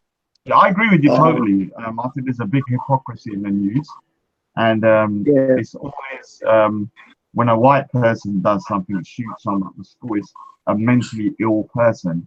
But even these guys that are blowing up, killing themselves as well, they're mentally ill. I personally believe a lot of them have had I, issues, I and believe it's so the same thing. yeah, so what it is, I agree. I can understand why Muslims get frustrated with the way things are broadcasted. Because even I look, I'm like, all right, so this guy just shot up 60 people. Is that not a terrorist sort of attack? But when a Muslim does, it's automatically. So there are certain things that I think Muslims have a legitimate right about, and that is one of them. But I have to admit, I do find this term kind of Islamophobia quite irritating. I think it's Yeah, overused, and because I'm not. yeah, exactly. Because I want my kids to grow up in a peaceful environment. I teach my kids all about different religions. When they sit down with me, um, I make sure they have friends that are not just Mm. Indians or Mm. Muslims. I want them to have other friends. Yeah, Um, I think the UK was like that when I was growing up. I think what generation are you in Chicago I, or I in was born UK? in the I was born in the eight. I was born in 1980. Man, I should be talking about age, but I was born in Right. the 80s, so I'm a 90s kid basically. I'm not So sure how far down America is in terms of this kind of radicalization, but in the it's UK, not like that. Yeah, it's yeah, not but like that at all. In the UK, like because of the way I think the UK has these real kind of ghettos.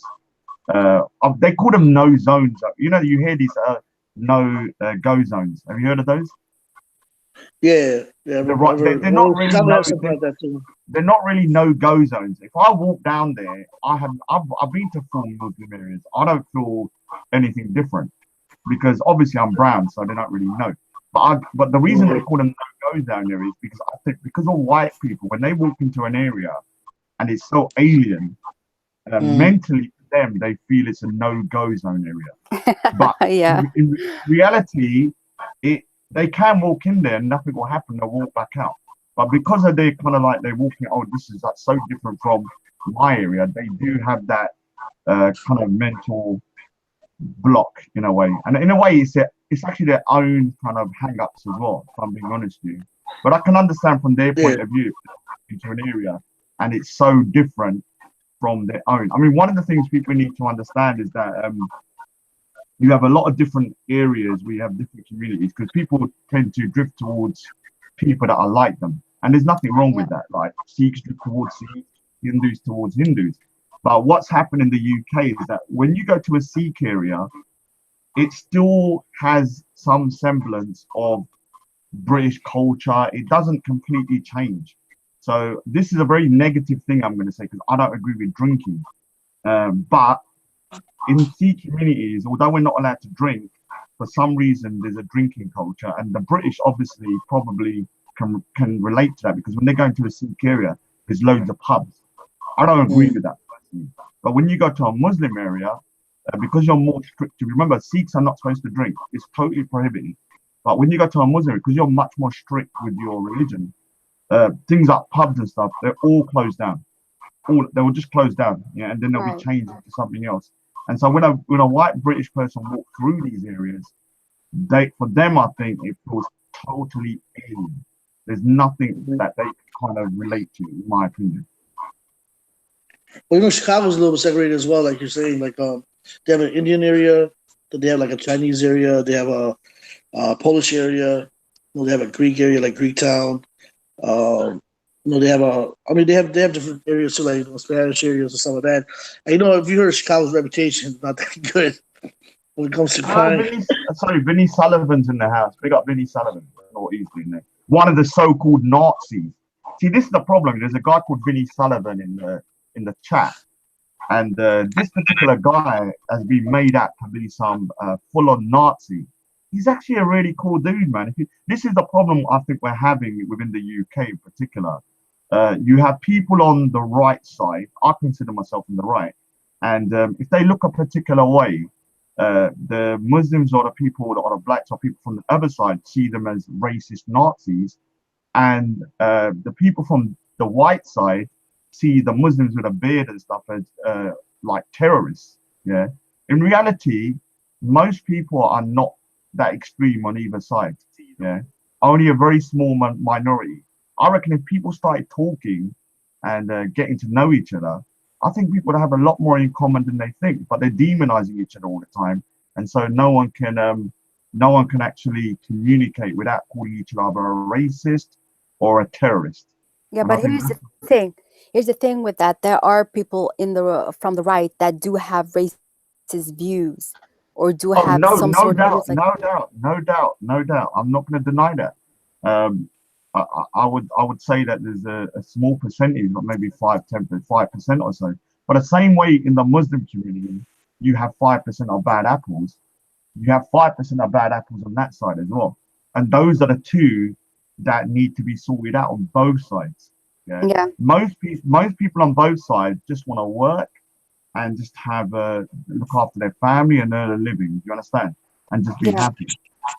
But you have Well, the people on both of the fringes that want to cause chaos, and start some kind of civil war or some kind of bullshit like that. Oh, Yeah, see, because my thing is, because my saying is like all religion is pure, right? It's the people that corrupt the religion, and so people choose to do what they want to do, right? And what happens is that the others have to face the reality and get the backfiring. You know what I'm saying? Like so you're right, man. I mean, there's always good and bad people in every religion, culture. You know what I'm saying? And that's something that what we need to do is we need to educate the newer generation. yeah, I mean the thing is, In this. a lot of people misconstrue me and think I'm some kind of liberal. I'm not. I'm very traditional in my values. I believe in modesty. I don't drink. I believe all intoxicants are problematic because I used to get drunk myself. I believe in the family structure of a man and a woman.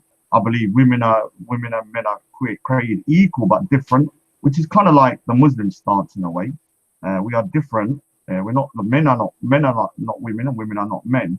And so there's a lot of things I do agree with within Islam, but obviously I think people take things far too far. Like when you meet, I'll give you an example. One of the things that has happened over the last, say, 20 years, that is very, let's just say, it seems trivial but quite annoying, is that when I was younger, when it was Diwali, Sikhs celebrate Diwali, I'd have Muslims saying, Happy Diwali, Raj, Happy Diwali. Now, if I was 9 times out of 10, if I was to say, I would say Happy Eid to someone, they'll be like, oh, Happy Eid, oh, thanks. But they would never say Happy Diwali or Happy Christmas. Yeah. And silly little things like that you may seem as trivial start to become problematic because people start to see them as being rude. So, they'll accept the Happy Eid, but they will never return, or a lot won't return the Happy Diwali or Happy Christmas. And, It really it's small depends. little things like that. It really depends what kind of Muslim you are. Like there are very orthodox Muslim that stay away from that, and then you have like Muslims, who are not that orthodox, who do say like Happy Christmas or Happy Holidays. It Yeah. really is about your intentions. Yeah. I If mean, your the thing is, intention is like, um, so if your intention is like, okay, if I say Happy Diwali because I acknowledge Happy Diwali to be a true um, part of a faith, then that's different if you say Happy Diwali because it's a social norm, Like we yeah, Muslims, I mean, so when I say Happy Christmas, I don't believe in Christmas. Yeah, you got I'm a just, point there. Like when I went to India, I'm just being polite. So when I say Happy Eid, I've said Happy Eid to a lot of people. I don't yeah, believe in like it. It's just being when I went polite. to India, right? When I went to India, because I'm Indian, right? I'm from Lucknow, like the UP area, and my uncle actually surprisingly he's actually the chairman or the president of the minority for BJP. Oh So no!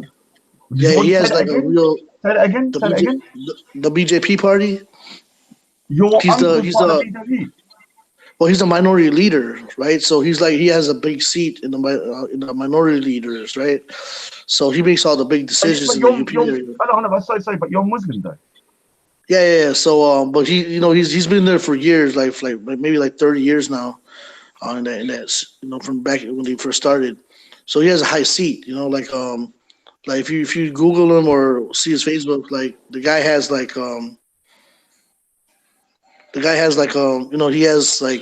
he's pretty up there, with the big guys, no? And so So is he a Sunni Muslim? yeah, he's a Sunni Muslim, yeah. But how is he part of the B? For just so that people, you're gonna probably think, why is Raj so shocked? The BJP is a racist or a bigoted party, which is part of the RSS, which is anti-Muslim to the next level. Modi What is is the leader. So what is Modi, now? Yeah, he does. I mean, I'm not gonna say anything about what he thinks about Modi right now, but but he got into I'm politics to actually help. shocked actually. Well, he got into politics to help his own community out, right? The Muslim community out, Yeah. and BJP is a pretty strong party, So he joined that party because he knew that it would help him affect his community better than joining a party that wouldn't have any kind of authority, or any kind of power. So I mean, he's really good when it comes to Muslims and stuff like that. He was the leader for the Hajj program, so he was in the Hajj committee as a leading director, so stuff like that, right? So Yeah, he's very but hold active in on. the Muslim. I know, but the thing is, I don't understand it. It's like, for I mean, we have the same situation with some Sikhs aligning themselves with the BJP. But what your uncle needs to understand, the BJP is an ultra nationalist Hindu party. Yeah, they are No, no, basically he understands. like, He understands everything, right? He understands all that. The thing is that he put so much time. I mean, it wasn't like that in the beginning when he joined, but and it's like that now though. it's like that now exactly. Once he was But things responsible change.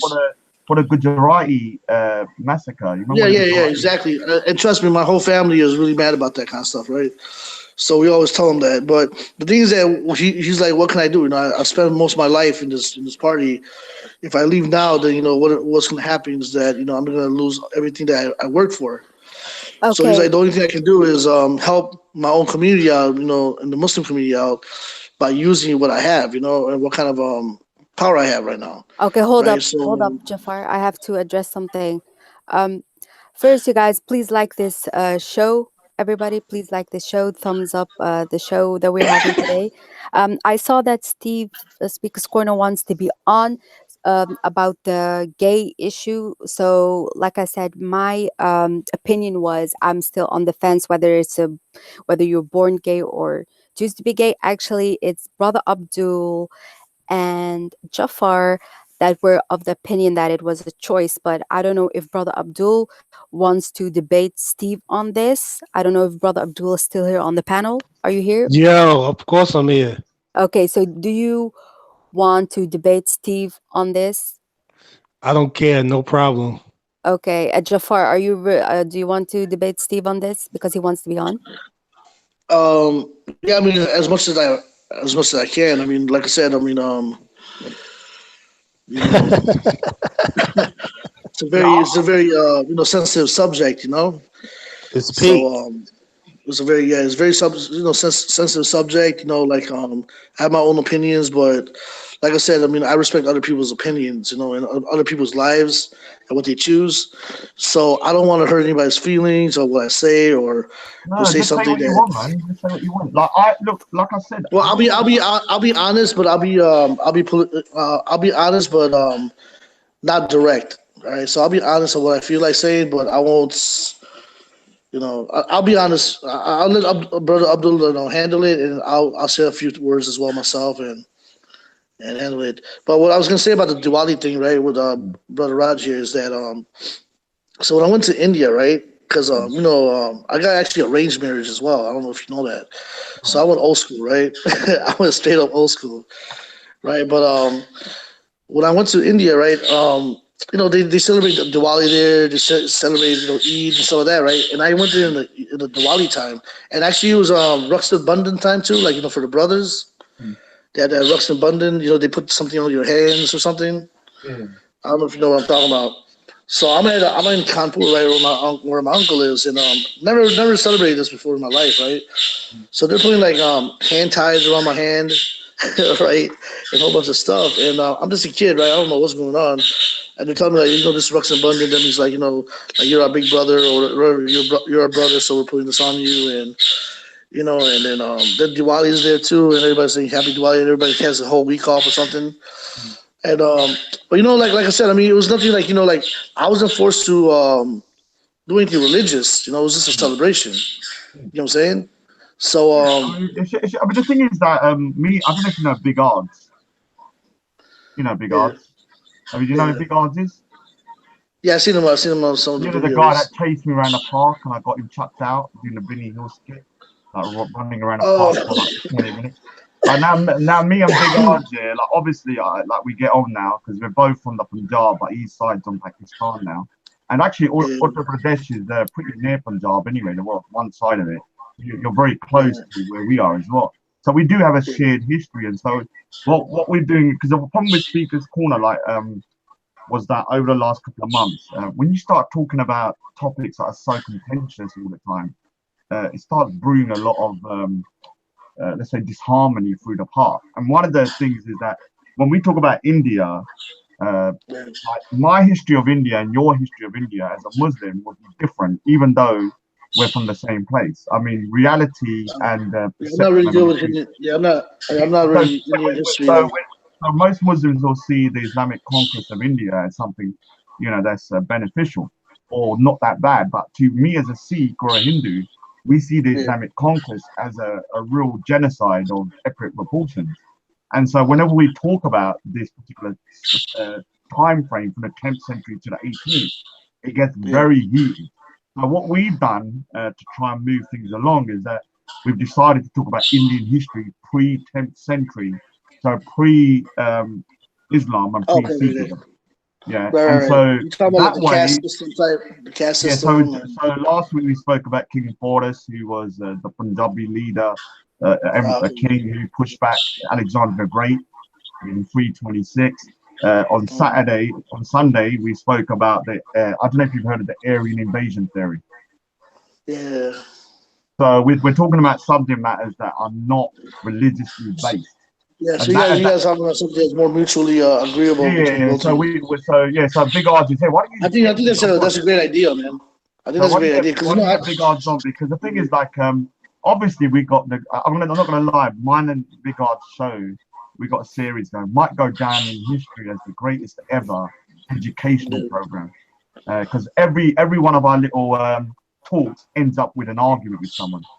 So yeah, because you gotta understand this, right? Like for me, right? Like when I talk about like even with my Indian history, right? Like, because I'm from India as well, yeah, like you, right? I hate talking about like what people did in the past that hurt people, because you know what, it wasn't us, mm, right? We have different thoughts about like how human nature should be, how how we should how we should not hurt other humans, mm. back then, the society was totally different too, and and when you go back, and you talk about these kind of things, it always ends up in a fight or an Oh no, argument, the right? thing is, the reason why I'm not saying me and Big Odds fight, but we No, I'm end not up talking about that. I'm just talking about in we general, like for myself, right? So yeah, like when I talk about like like back in the day, like even with, like Shias and Sunnis, they always talk about the past, like what happened, and what happens is that emotions flare up, and even though you weren't there in the past, you had nothing to do with it, right? But emotions started flaring up because you started going like emotionally because you're a human being, right? mm. You got that inner feeling about yourself. You know what I'm saying? Well, this is what we're That gonna do in the future because, I mean, a lot of people say, "Oh, Raj, you haven't changed." Like, I'm not gonna no, change but my I get emotional too, like, bro. I get like emotional when I hear people getting killed. no, what I'm You saying is know? that Okay, guys. yeah, go on. Steve is on Oh, the Steve, panel. Welcome, oh, Steve. go on, Steve, Hi, do your thing, man. folks. Good How you doing, evening. my man? How you Yeah, you doing? don't What see up, it. Steve? Hi there. Okay, so before we're gonna have the debate started, I just want to tell everybody subscribe to my channel, Siyaa Live. Thank you, Manny, for Yeah. promoting it, and subscribe to Manny, of course, and Uh, hit the like button. yeah, do you know And what? Yeah, can I just say something? They've got to hit the like button. Don't talk until they do because it's 31-32. That's a disgrace. You guys are a bunch of okay, turds, and they need to sort yeah. themselves So out. to how many likes shall we begin? At least 50, man. What's wrong with these people? Okay, we don't turn around for the turds Yeah, we unless don't you turn hit for 50. turds. Yeah, we don't turn for turds. Don't turn for So these people are savages, man. They can't hit a button and watch at the same time. They have to just watch. Hit the button. It's not even gone up by one. all So, right, you know, until just talk. 50 likes. No, the downs are. It's actually gone backwards. The dislikes are going up. So just start talking. Don't worry. It's not working this time. Okay, so we need to have some type of decorum. So if anybody speaks, mute your mics. If the other person stops speaking, then unmute your mic so that everybody has a fair chance to express their views and that everybody can hear us clearly. Okay, so I'm going to begin with Steve. You can present your argument and then somebody else can go. So, what are we talking about? What's the topic? Oh, Anything? everyone assumes because you're gay, you want to talk about gay issues. They're all obsessed with bum sex. No, what it is. They were having a discussion about homosexuality, and Yeah, me and Tia. Did you and hear the beginning haven't of the we? show? And haven't we heard some ignorant, backward, medieval nonsense claptrap about the subject of homosexuality, where apparently it wasn't even understood that you get homosexuality across the entire animal kingdom? Right. Giraffe copulations, the majority of giraffe copulations are male on male copulations. It's across the birds, across reptiles, across mammals. These are ignoramuses who didn't even know some of this basic detail. They have to convince themselves it's a choice, so they can spew their evil hate across to gays. Just change the word gay to black and see how they're repulsed by anyone that dare uses any phrases that they view as racist, but they think it's completely okay to just drivel spew their gay hate, their intolerance of homosexuality, and they have to spin this absolute lie that's not based in any evidence whatsoever that anyone chooses to be gay. Did they choose to be straight? No, of course they didn't. They just realized as they were growing up, as they went through puberty, that they were attracted by the opposite gender. They at no point made a conscious decision to be straight. Why do they have to spin this absolute bollocks of a lie that people who are attracted to people of the same gender made some conscious decision at some point? There is not one jot of evidence anywhere to support that. And why don't they just look at their own lives and realize they did not make any conscious decision at any point of their life to become straight? And it's exactly the same of people who are attracted to the same gender. This is just an excuse to apply intolerance, lack of acceptance, and hate and discrimination to people who happen to be attracted to people of the same gender. I always say on any subject of diversity, just interchange the subjects. And if it sounds wrong in relation to one subject, it's wrong in relation to any subjects. So it is no better to spew intolerance towards homosexuals than it is to spew intolerance to people of different skin colours. And I don't see why these numpties can't get that into their heads. And it always is tied with religious belief. These backward medieval religions that spew this intolerance on the subject of sexuality, and it's always predominantly around man on man homosexuality. They always go to the bum sex because they're fucking obsessed with it. They never cite lesbians. They never cite woman on women relationships, woman on woman sex, because actually they don't have a problem with like that, and they probably like fucking wanking over it on the internet. It's always bum sex that they're absolutely obsessed with, and I never understand why it automatically goes to the male on male subject, never the woman on woman subject. You never hear lesbianism cited in any conversations on this subject whatsoever. Okay, thank you. So before anybody jumps on, okay, thank you, Steve, for your opinion, but please let the ad hominems out of the way. Don't call No, anybody because numpties. no, because you would accept ad hominems if we were criticizing a No, racist person. I'm the If host someone was today. spewing racist intolerance, I think we I would wouldn't be accept it. personally attacking those individuals No, for spewing racist intolerance. I'm the host here, It is the and I same on don't the subject want of sexuality. I don't want ad hominems from both side. Whether I don't care from what background. I don't want ad hominems. Or let's be respectful. Let everybody have their opinion, but there's no need to call each other names. But Or we're all I adults don't here. respect intolerance. I have zero Okay, tolerance towards those but that are intolerant. let's do our best to just respect each other's point of view because it's a free No, speech point of view. would you But be saying that? Would you be lecturing me if I just spouted racist I just want intolerance? respect on this panel. That's not hard to do, But and it's respect is do universal. you want to So respect racists? I doubt if I you don't would. want ad hominems. I don't want ad But do you hominems want on to this respect panel. racists? I do not respect racists or That's the core of anybody my of the H. point. But at this point, Rightly, none of nobody us here is racist. Nobody here is a homophobe. We just express our really. views. I think your two Yes, gentlemen from the States are fully homophobic. that's your opinion. So let's hear the other person's opinion. Go ahead, Brother Abdul or Jafar. Yeah, I'll go first, Jafar. the brother Steve, he seems very sensitive to this topic. Obviously, the brother's probably gay. I'm pretty sure See, he is. again, No problem. nonsense spewed out again. I have to be gay because I Steve, stand up for gay Steve, I rights. was I brother. don't I have didn't to be say, black to sir. I stand up didn't against say, racism. sir. I didn't say anything to you while you was talking, brother. Could you please be respectable? Show some decorum. When you Thank you, start sir. being respectful, I will return Yeah. Brother, the respect. brother, Mute where's your your mic. decorum? You acting like a savage, sir. Thank you. You're all savages. Steve, mute your mic. Come on, Look everybody, come at on, him. Look everybody, at come him. on, come on, come on, He come on, can't Mute help your it. mic. He's got to be come on, come evil. on, come on, come on. Let's talk, come on, come on. Thank you. Thank you for showing a little bit of decorum and respect. Now, listen, Steve. Well, when you speak about all these gay animals and stuff, I don't even know why you brought that up. Even if what you're saying is true and it's not, but even if it's true, those animals are still reproducing. If all those animals, quote unquote, turn gay, or they was gay, then the animals would wipe themselves out. They wouldn't even exist. So you see, naturally, according to nature, you need the man and woman dynamic in order for the survival of the species.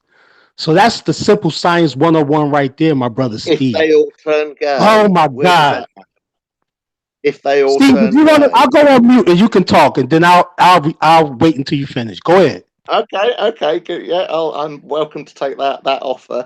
Again, the nonsense. If they all turn gay, this is the nonsense you always get from homophobes. How can we justify any homosexuality? Because if we all turned gay, we would become extinct. That is clearly nonsense. Homosexuality does exist, and we're not becoming extinct. Do you know why? Because we don't all become gay. So why? That's a complete and utter red herring that is irrelevant, but is always thrown into the argument by religious numpties. If So we why all, did you bring it up, Steve? It doesn't make sense. What's your point? Why would you bring up homosexual animals? you just As brought, you've just made the statement, have you not? If we yes, all turn gay, yes, we won't have offspring. of But why would course. we all turn gay? Why was that? Why is that a relevant point? Listen. The point is relevant that it's unnatural to be gay. That's the point I'm making. Well, It's there's not not, because intelligent. I've just There's no cited it. intelligence It happens behind it, across Steve. the animal How kingdom. how It's how do you not survive? How do you survive? by some people not being gay. What's so difficult to understand? Some Okay, people are, some people are not. right. Listen. I'm listen, brother. The point I'm making is this: you said I'm a racist, right? No, I Because didn't. When did I say you're a racist? you brother, you Homophobe, spewed out homophobe, all type homophobe. of racist. You spewed out all types of statements about um being this racist rhetoric and this and that and blah blah blah. This is what's coming out of your mouth, brother. I think you weren't listening. Do you want me to repeat that point? No, I don't. Because clearly you didn't listen to what I said. I heard exactly what you said, bro, and I'm Well, I paying didn't call you attention. And then racist. you I said came you in were with racist. the gay trick that you Bro, homosexuals use, and you bro, came in talking about some. Oh, if you replace gay with black, then what they got to say, which is a trick that homosexuals use, like you, all the time, all to right. try to mix us in with your agenda. Yeah, no, And well, it's and it's, and he it's all wasn't saying that. politics and bullshit, Steve. You know what I Hold on, mean? hold on, bro. He wasn't What did we saying say about ad hominem attacks? what he Sia, was. jump in Oh, quickly. God, I can't speak now. Let's just keep, like, if somebody speaks, just mute yourself, and no ad hominem attacks. You both are making personal attacks to each other. Let's just keep it respectful, even though this is a free speech. Let's be respectful. Let's be adults. Okay. So you both had the opportunity to speak. So Raj, go ahead, finish your point. What you want to say, Raj? I'm giving you the floor.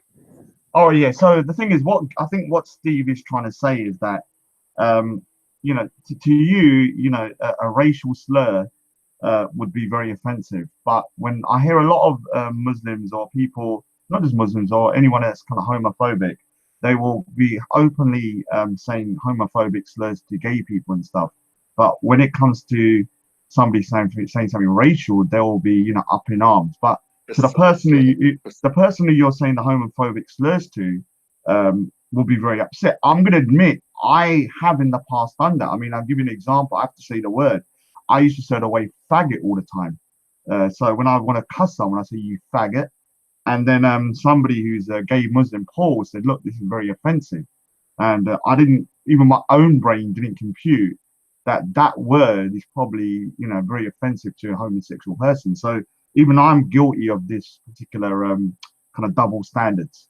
And I think that's what he was trying to say to yourself. So I think everybody needs to, if we could just keep it respectful, and obviously Sia's got her rules. And if we could just kind of like, if one person's talking, let the other person talk, even if we disagree with them. So if you lot just carry on. Well, look, Steve, let me say this real quick, bro. I don't care if you gay, bro. Do your thing. I don't care, bro. It is what it is, bro. I don't care. If you was paying attention earlier, I said I don't agree that gay people should be attacked or you understand what I'm saying, violently and assaulted and things this day. I don't believe in none of that, Steve. All I said is do whatever you want to do, bro. It's your life. I don't care, bro. It is what it is. What's your problem? You're really an Islamophobe, I think, brother. That's what I Or think the problem is. change the subject. Why don't you?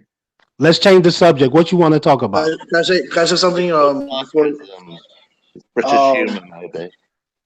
so Steve, let me just put my point of view in here perspective, right? Steve, before you came in here, we were in the mind that you were gay because someone said that you were gay and you had your own views. That's why we said we thought that you were gay, right? And we apologize if you're not gay or we thought you were gay, but Well, that's what can, we were can I told. just make a quick point? So are you not using I could almost use the word accusation towards me that I'm gay as a slight, as a criticism, as a negative comment Well, towards me. I Steve, what's wrong I And you with didn't just being gay? apologized. You What's just wrong Steve, with Steve, I being didn't call gay, apologized. you Steve? Be Steve, gay I and didn't call Can you we happy, gay. carry brother. on with the other Steve, Steve, I American didn't be call you guy? gay gay. and proud, Steve. What's your problem, bro? I was Steve, talking I didn't to your fellow American, not you. No, Steve, no I didn't call you problem. gay, right? First of all, I didn't call you gay, right? Because now you said that you're not gay, so I didn't say you But were why gay, would that right? be something to apologize for?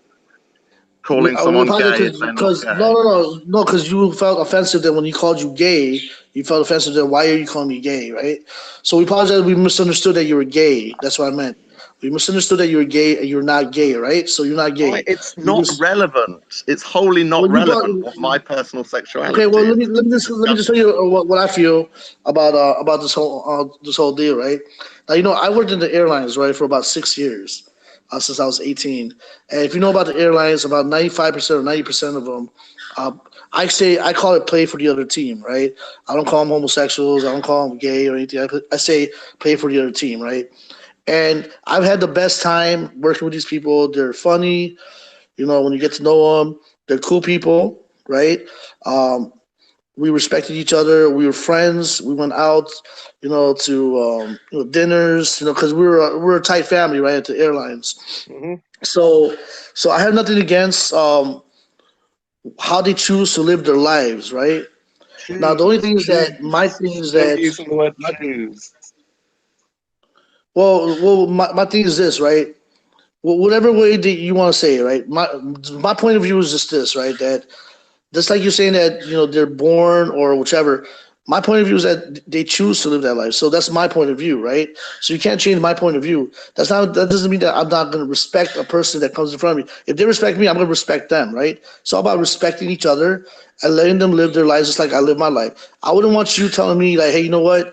I hate your beliefs and this and that and this and that. I don't think you should do this. I don't think you should do that because you have no reason to, and you have no rights to tell me how I should live my life. The way I have no rights to have you live your life, right? So you're never gonna see me try to bash anybody or tell them what. Hey, you know what? I don't agree with what you're doing. That's you. Okay, and can I just respond? Yeah, I'm go. pretty comfortable with pretty much everything you've just said. It sounds that you've got a reasonably healthy attitude to another group of human beings. The only disagreement I have with what you've just spoken about is, as I've pointed out, your use of the word choice. Yeah, yeah, and I totally respect you for thinking that. You know what? And I have no reason for you not to think whatever you think about that. But that's my personal opinion, right? So but at the end of the day, like I said, and I told everybody else, I've DJ'd, I've been in clubs that have mixture of everything. So I've been exposed to these lives. So at the end of the day, right? Ain't nobody getting hurt. Ain't nobody um, calling each other names. Everybody respects each other. Everybody's enjoying their time, right?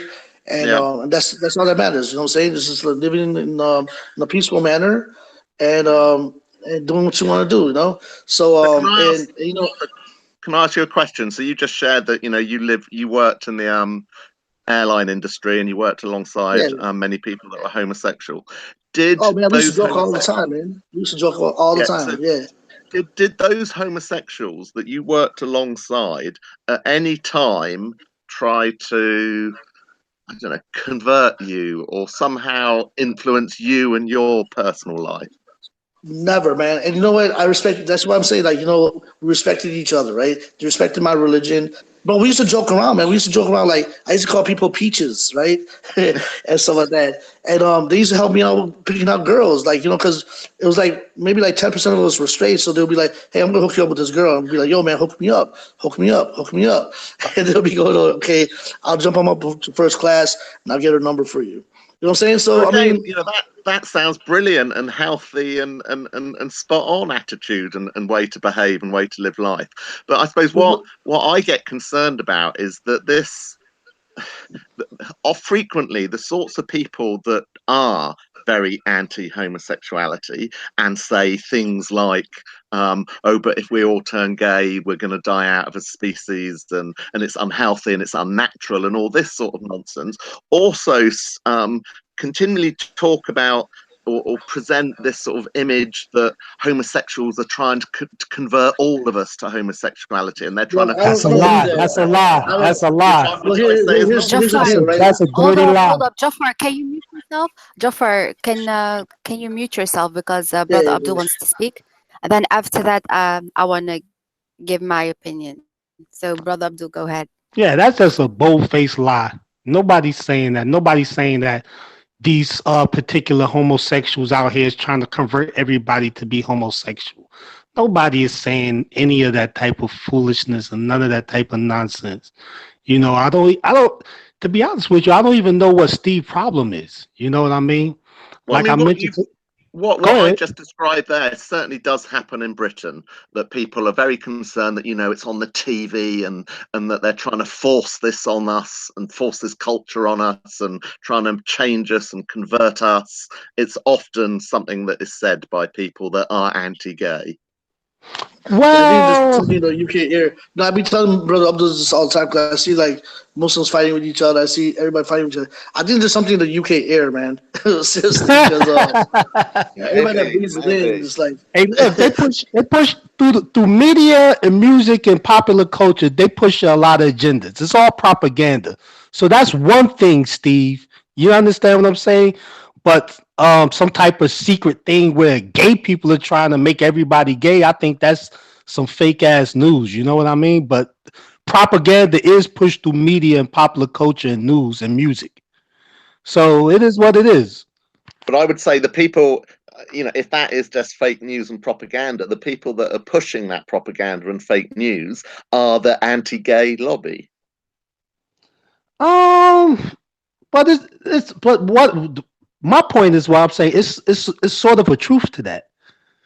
You understand what I'm Well, saying, it's Steve? either Like if you fake news like, or it's true news. Which is no, it? no, it's two different things. There's a truth, and then there's the fake news. The fake news is this the secret gay people that wants to turn everybody on the planet Earth into a homosexual. That's bullshit. That's fake Of news. course, of Now, course. now, the reality is that the homosexual lifestyle is promoted and pushed through popular music, culture, and propaganda. That's a fact, Steve. But why is that bad? Why is that bad? Listen, it's bad to somebody that doesn't want to be gay and don't want their children to be gay and have their minds programmed. You understand, Steve? So you It's think you just can like program? it's just like what if somebody's pushing Islam through popular music culture, right? You understand Islam what I'm is an saying? ideology, is a Do you want belief your kid to get system. programmed with Islam? No. You're gonna be like, hell no. See, again, can I just, you have just used the words trying to program us to be gay, the words you just used. How can you It's called programming. Television shows is called programming, the program. but how can you, but it goes back to the point. How can you program someone to be gay? How can you program someone to be straight? How is that possible? Listen. Through popular culture, the music, the television, the media, right? You can quote unquote program people, Steve. If you see something over and over again repetitively, right, it can program you, Steve. Just like music, when you listen to the song over and over again, you memorize the song. When you're walking down the street, out of nowhere, the melody comes into your head, you start whistling. You So program. you are comparing choice of music, taste of music, to sexuality. I would never No, ever do that. no, I'm displaying to you how you could be programmed through repetition, whether it's On the visually subject of or orally. sexuality, no. Huh?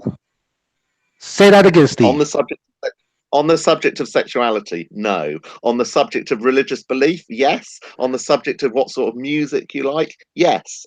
On the subject of That's not fair, sexuality, no. Steve. That's not fair. You're going to say religion, music, and everything else, yes. But with homosexuality, no. Come on, Steve. That's Because it is disingenuous. distinctly different. How, Steve, explain it. Quantify your statement. But there have been studies of the brain where the brains of homosexuals vary to the brains of heterosexuals. Brother, listen, it's all the same stuff, bro. Let's say I'm a young kid, Steve, and I'm watching television. I'm watching all these television shows where all these gay people is getting it popping and they happy and they having fun, right? And I'm growing up like that as a little kid. Then I listen to the music and it's a gay singer talking about their gay lover and stuff and how much fun that is, right?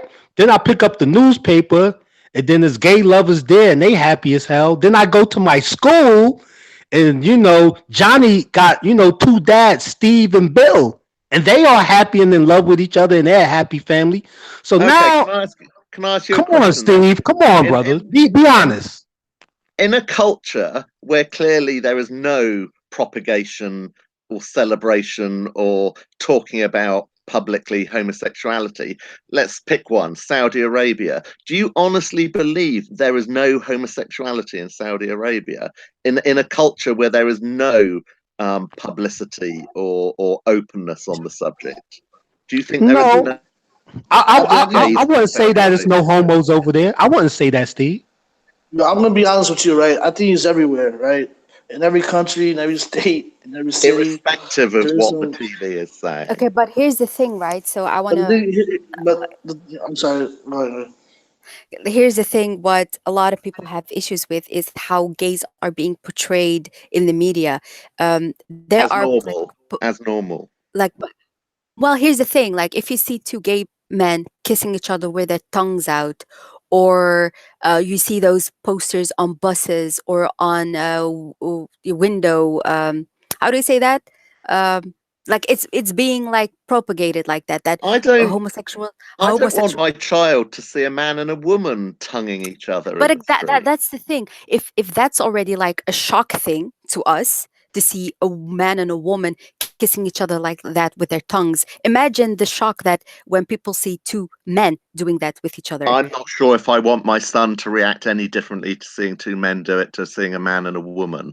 Both are inappropriate in the high street. Right. But that's the image that a lot of people are seeing about gay people, that there's this sexual deviant beings. Like the majority of what we're seeing is how these gay people are very sexual, are very like, very feminine. And I think that a You're lot of gay focusing people, on the men again. Why not? Why no, aren't we talking about lesbian women? well, Always because focusing on I the say men. gay, like I say gay, I didn't say like gay means men and women, right? It's just, Yes, but always yeah. focusing on the men. Well, here's the thing, like there are gender roles in the community, right? We are, well, I am used to that a man is very masculine, and I come from a culture obviously that the man is a household and the leader of the household, and seeing a man in a different role to me is a culture shock. So when I see, and obviously to me when I see a woman But with a they woman, think that's, lesbians are playing a different role to that I older know, but conservative view of gender roles. yeah, but here's the thing, like women are, portrayed as being like caregivers, and like I don't know, like there I'm gonna agree with you, Steve. There's definitely a bias when it comes to gay men and gay women, but that's because of the gender role that has been, for centuries, right? But I think that is still being inconsistent, because clearly in a lesbian relationship, it's more than likely that one of the women is going to be playing a more dominant masculine type role. So why isn't that as repulsive as maybe seeing a I man playing a more I think feminine subordinate role? I think women that act like men, look like men, with their shaved hair and everything like that, like looking very butch, like, that's repulsive to me, to see that as a female. But that wouldn't change, like I said earlier, like I don't know if you're born gay or choose to be gay. Like I'm still like I undecided thought about. you said it was born earlier.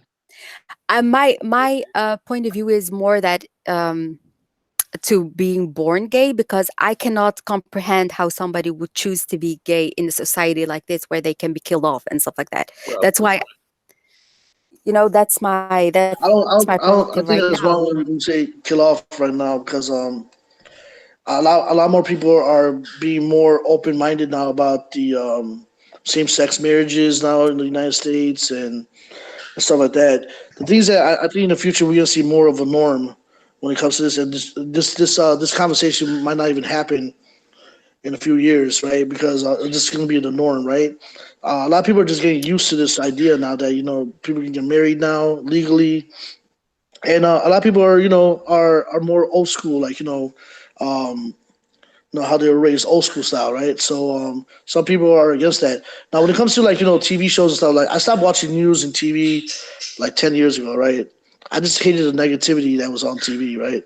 So I normally don't watch any of that unless I'm watching something like CSI or something, and I watch that on my DVR or something, on my phone. But you know, the homosexuality has been here for years, thousands of years, right? So I mean, yeah. it's not something that's new, right? And I mean, we're still reproducing. Like I know some people, uh, I don't think everybody's gonna turn out, homosexual one day, stuff like that, But But there's a lot of misconceptions about gay people as well, like that they are pedophiles and that they're child molesters, and there's a lot of well, there's straight people like misconceptions that about too. that. There's straight people like that too, right? Yeah, Straight but people are they the say same way. yeah, but they I say that wouldn't. gay people are Yeah. more likely to molest a child or to be a pedophile. Like that's Really? the misconception that Sorry, did you goes just around. say Yeah. they are more likely? I'm not saying that they are, Well, but that's the I misconception think I that think Yes, people it's are a saying. misconception. I think, Yeah. yeah, but I think it's how they were brought up, right? In the situation they've been brought up in, a lot of molestation from their parents or their father or their mother has a lot to do when it comes to these pedophiles, right? So, well, like I said, at the end of the day, right? My son is 5 years old, right? He's not gonna watch something like Will and Grace, or Queer as Folk, or there's a new one on Netflix, right? He's not gonna be watching this kind of stuff. And if he was, he wouldn't even understand what's going on, right? So and when you see my kids, when they see somebody kissing, they close their eyes naturally, because they think, oh, oh, what's that? Oh, sick, like that. When they get older, I mean, it's up to them, right? Like, look, I have confidence in myself, right? If I see something happening, it's not gonna be like, oh, you know what? They're turning me gay. Oh my God, they're turning me gay. I I think everybody has everybody's very strict with what they like and what they don't like, and they want to do what they want to do. Let them do what they want to do, right? And that's how it is. So that's my feelings on it.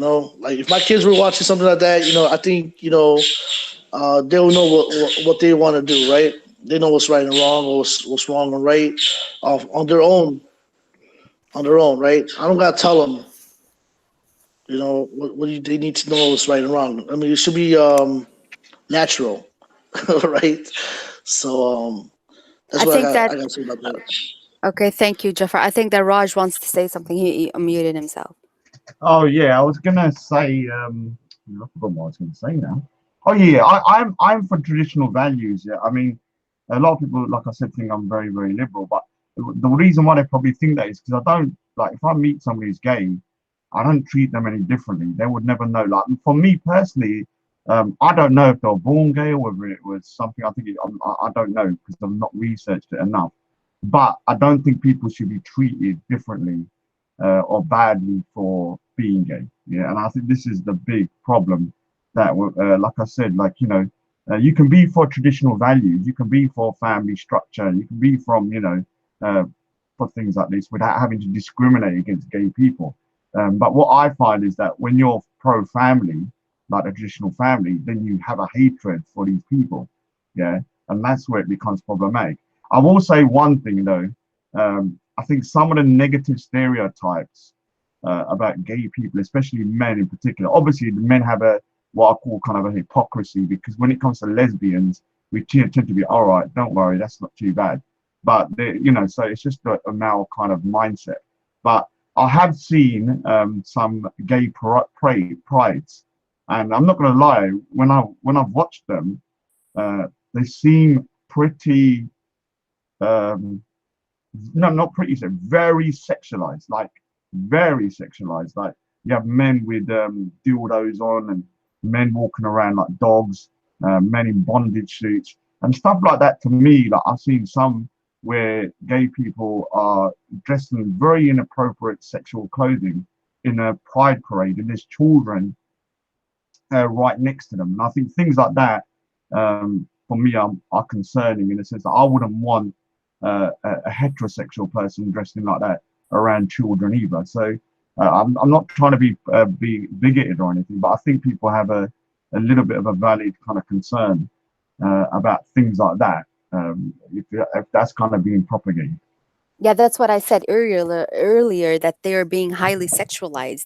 And I know that there are certain gay men and gay women that are like not they don't appreciate that because it's not all about sex. They are humans, they have feelings, they have values of themselves as well, but the issue is they are highly sexualized, and that's why people are usually turned off by them, you know?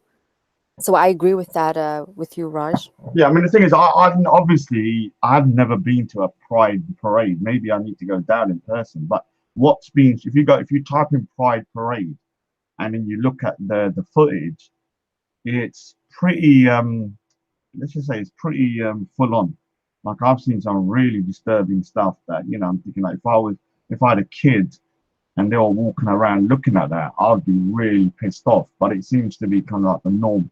So I think it's a kind of only breeds into a negative perception that homosexuals are or homosexual men are highly sexual, and that's all they are. Because when you see these pride parades, it just seems like it's all about sex. But I may be wrong about that. I don't know if anyone's ever been to But one. I think there's lots and lots of homosexual people who are equally turned off by gay pride and Yeah. pride marches, etc., who are, in happy, monogamous, long-lasting relationships, and they're not going to the bushes shagging strangers whatsoever, and they're equally repulsed by in the same way. Wow. Exactly. And but unfortunately, we don't hear from those types of people a lot.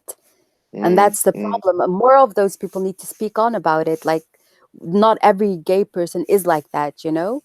And like you said, Steve, like I would be equally repulsed by seeing straight people doing that, like walking around with bondages and crawling around like dogs. Like I would be equally disgusted by that.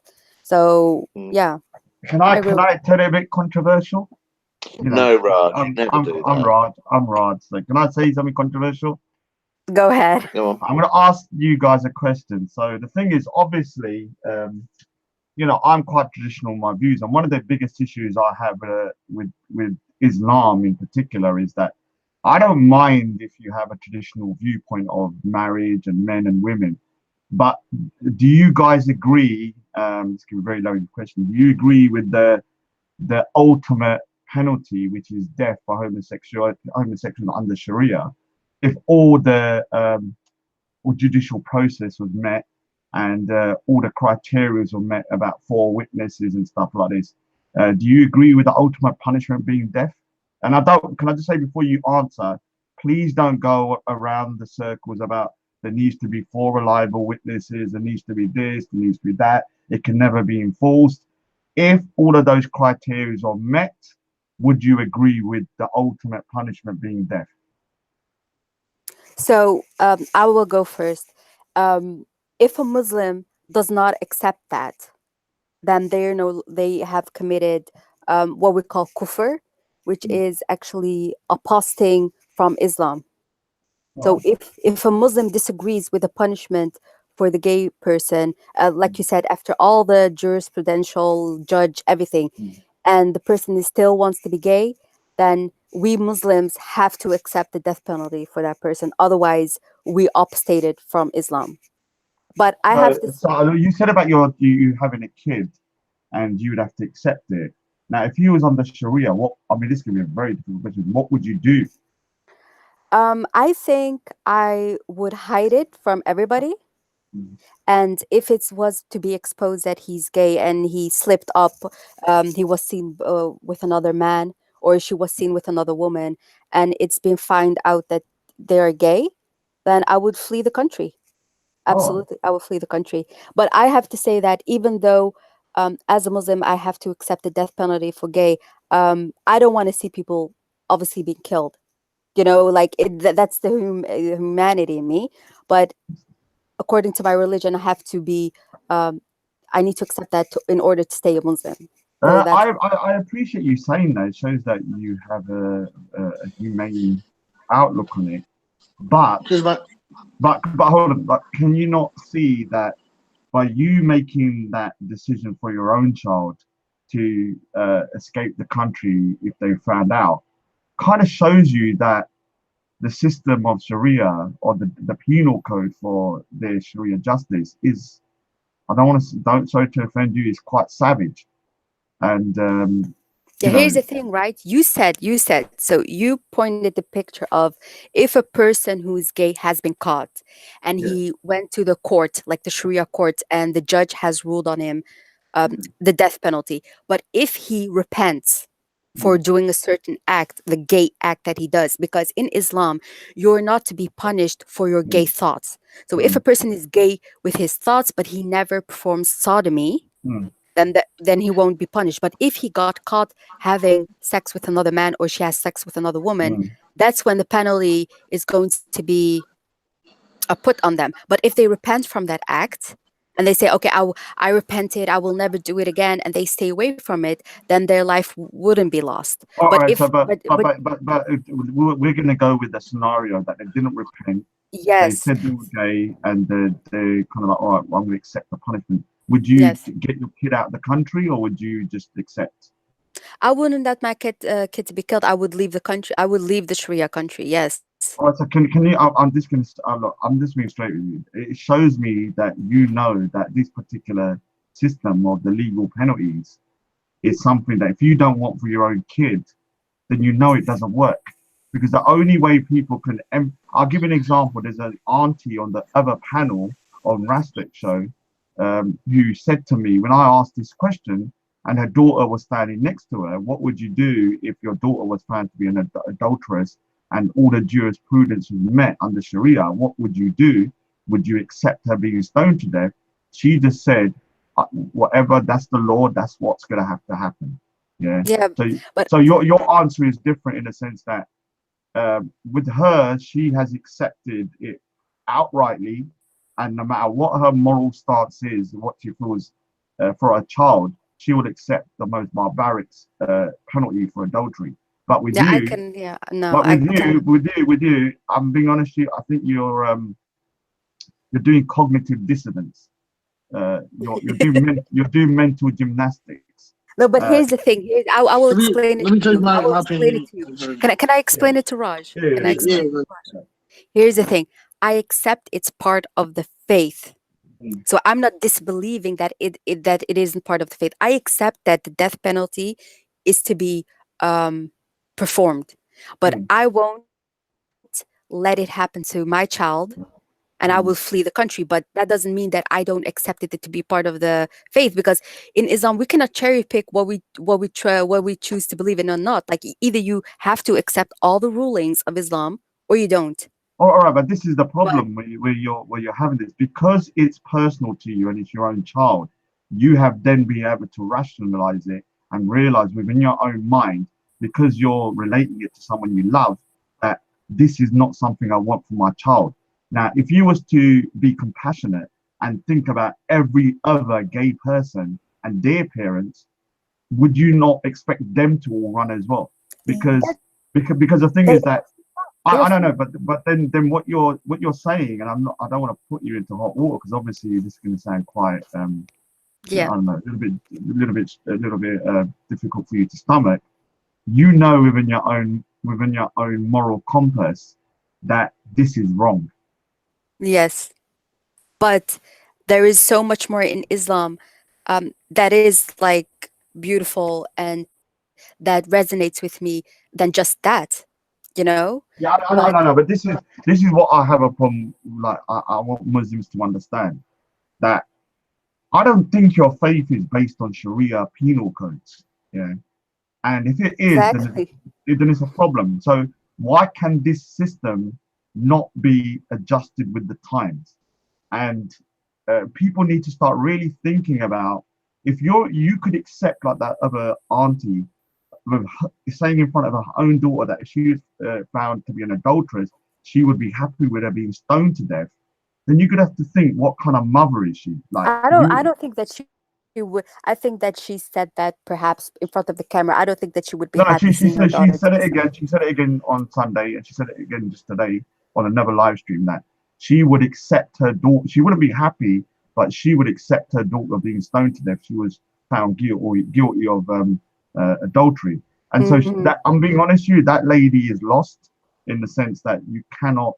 I don't think she's a moral person, and no person would accept their child being stoned to death for adultery or anything else. Whereas But with And here's the you, thing. doesn't where, can I just with say whereas doesn't oh yeah, go on. doesn't Islam teach that you should have greater love for Allah, for Muhammad, than for your own family, than for your own mother and father, or son or daughter? Yeah, that's true. That's true. If you want full belief, like we call that iman. If you want like the full iman experience, you have to love Allah, the Prophet, more than your own self. So not only more than your mother, but and your father, but your own self. So you basically sacrifice your whole life Mm. for So God. therefore, if you believe that Allah is telling you that the punishment for homosexuality is death, then that Muslim woman that you were speaking to, Raj, in the park, is a more strict adherent to her religion. No, but when can I say something? When people start saying that, it kind of puts Muslims' backs up, and what starts happening, they double down. I want Muslims to really look at this penal code and say to themselves, is that really Islam, or is this a system that is some of it can be kind of taken out? Like there are certain things, if you took out the Sharia law, I would even talk about Sharia law anymore. I'm Like, gonna tell you right now, nothing is gonna be taken out of the Sharia law. This is what it is. Like this is what we Muslims have to accept. This is part of our faith, whether we like it or not. mm, So, and I just want to say that I can only talk about my own perspective. I don't want to see anybody being stoned or anybody being killed for what they are. mm, But theologically, I accept that it's part of my faith. But mm. in reality, who wants to see somebody heads being bashed in with stones? Nobody wants to see that. So But Mm. you're rejecting one aspect of your faith, then? no, it's not that I'm rejecting it. It's that that's the humanity side of me, my compassion side of me that's talking. Because on paper, sounds so okay. I have to accept that as part of my faith, All but right. in reality, in like when it's actually happening, how can you not feel sorry? How can you not feel the pity? All How right. can you not feel bad? I need to ask this because I feel sorry for Sia because you're so honest with your answers that a lot of people lie when they say stuff just to kind of save face. Now, one of the things is you're saying that you can't help but feel compassion, but one of your kind of what I call kind of criteria for God is that He's the most compassionate and loving. Now, Right. if you as a human being feels this twinge about killing someone for these misdemeanor kind of sins, that means that you're more compassionate than God. Well, here's the thing, right? So, the reason for the stoning for a woman who's an adulteress is that if she is stoned in this world, she will not be punished in the next world. So, we Muslims are basically living for the afterlife. So, we see this world as a temporary place. Mm, So, if a woman, you know, like, actually, here's the thing: we need to cover our own sins. So if I, am an adulteress, I have to cover my own sins.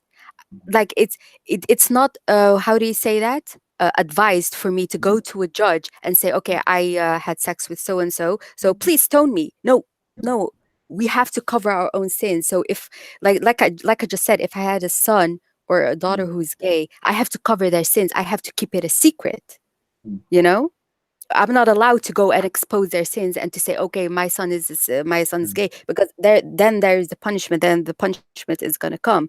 So, and so, in order for them to be stoned in this world, is they will be forgiven in the next world. So that's why the stoning happens here. All right, all right. I don't see the logic, but I'll understand that maybe. Well, Yeah. okay, So But let's let me get say something, Jaffer right? into this, and the other guy. Is the other guy still here? The brother something. Oh. yeah, Yeah, yeah. brother Go Abdul. ahead. Yeah. Okay, so from my understanding, right, I'm not an expert in Sharia law, right, or anything like that. From my understanding is that if you're having gay thoughts or if you're gay, there's nothing wrong with that. It's just when you do the acts in public. If you do it in private as well, and nobody knows about it, um, of course, there's no witnesses, no one's seen you doing that. You haven't interrupted the public. So there's no Sharia law going into like killing them because you're doing this in So, private so, so, in a so Jaffer, private place. I've heard this kind of like what I call kind of. I'm going to say the word So I'll give you deflection. I'll give you a prime Oh, example because it's no, up no, to no. you. I just want you Yeah, to answer a very simple question. If all the yeah, jurisprudence was met, all the four witnesses, right, reliable witnesses was met, the act was right, done outside, would you right, agree with the death penalty for a homosexual, even if it was your son? right. Up to death penalty, right? Because like in Indonesia, they caught two people and they gave them 72 lashes instead of the death penalty. So it's up to the death penalty. It's up to the Sharia what they No, no, decide. no. But I'm saying if no, this is the problem. If the death penalty was given out, would you accept it, even if it was your kid? Forget about Yeah, the of course, I'm Muslims. Say Muslim. that. If I'm in a Sharia country and I abide by the Sharia laws, then of course I have to abide by the full laws, right? That's what makes the country rotate, right? I mean, if you're if you call yourself a Muslim and you follow Allah and His Quran and His teachings and follow His teachings, then you have to abide by that, right? Because at the end of the day, when you die, you're going back to God, right? And God's gonna say you didn't abide by my rules. But what about like? Would you not feel that like Sia's being very honest, and this is why I think I'll get on with it. Well, I'm being Like, honest too. I know, So I know you're being honest, but would you not? I'm asking you a question that she has said that she would want to get a child out, and that's quite a controversial thing to say, I think. But I'm happy she said that because it shows she's got a humanity that I can relate to. With yourself, would you not want to get your child out of that situation and maybe trying to get them to escape, or would you just accept it from well, your here's heart? the thing, right? I'm not really educated in Sharia law, right? Now, if there was a Hold way where on, I hold on, hold on, can, hold on, hold now, on, hold on, hold let's say on. let's I'm let's sorry, say sorry. let's No, put no, it no, this way, right? Jumper, let me Let's just put say it this something. way. Let me Yeah, just say something. I'm not going to be rude to you, but a lot of people say we're not educated in Sharia law. Now, I know yeah, that if I if I killed someone, the punishment is going to be life in prison. yeah, I don't yeah. need to know about the whole of the UK judicial system Right, to right. understand. I don't need to be a lawyer. I don't need to be a judge. It's just a pretty simple concept No, that but people but can. but Raj, So you gotta with this, understand what I'm saying, right? so Yeah, with this situation, I'm saying forget about all the yeah. I'm little telling you, I'm letting nuances. you know. I'm I'm saying letting you that know my situation, right? hold on, I Yeah, just want to make it yeah. Good. when the verdict is given, it's a clear cut death penalty. There's no way out of it. Would you not want to get your child out of that situation? Okay, first of all, if there was any kind of loopholes, let's say, for example, if let's say Sharia law said that, hey, you know what, in this country, he was convicted of this, and he gets the death penalty. The first thing I need to know is first, now if I take him to a different country, is in Islam, is he still ruled in a different country the same? No matter where he goes, no matter where he goes, right? You're putting a Islamically, lot of conditions on this. Very simple.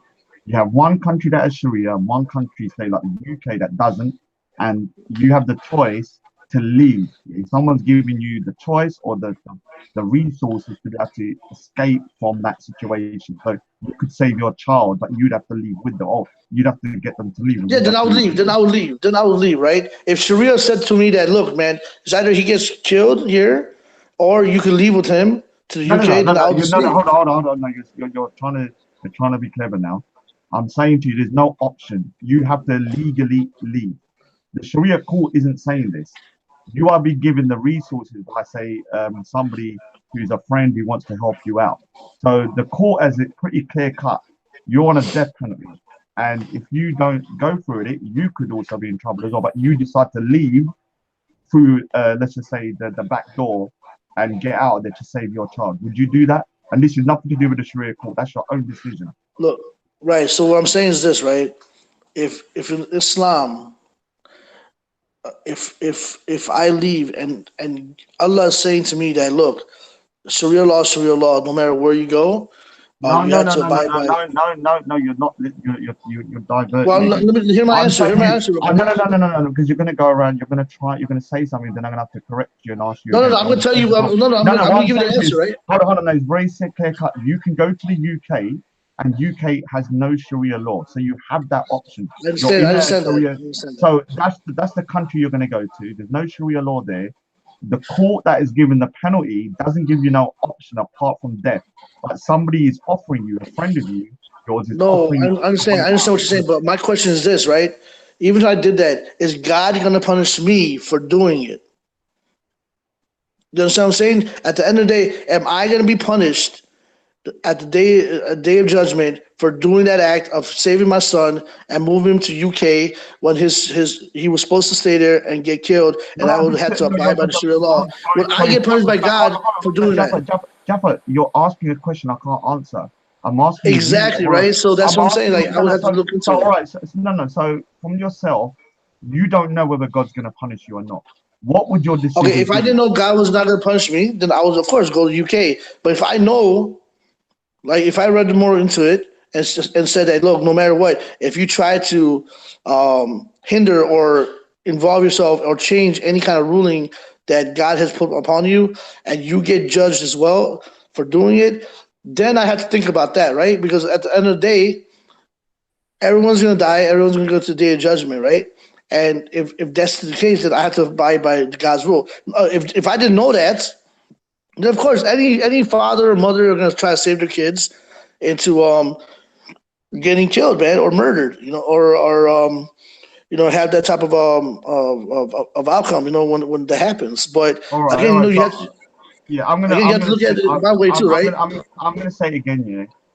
I But you think your understand my point of view, right? yeah, I don't know. You understand my point of view, right? I'm gonna say again. I think your morality is higher than God's then, because I know that sounds very controversial because I believe in God, because you know within yourself that if it was your child, you would not be able to accept it, but you would be okay to accept it for another child, yeah, who's also got a Yeah, but you gotta parent. understand And that you gotta hold on, understand but God says can you? up to, But what I'm up saying, to. can you not understand that if you have that moral dilemma, that then every parent would have that moral dilemma.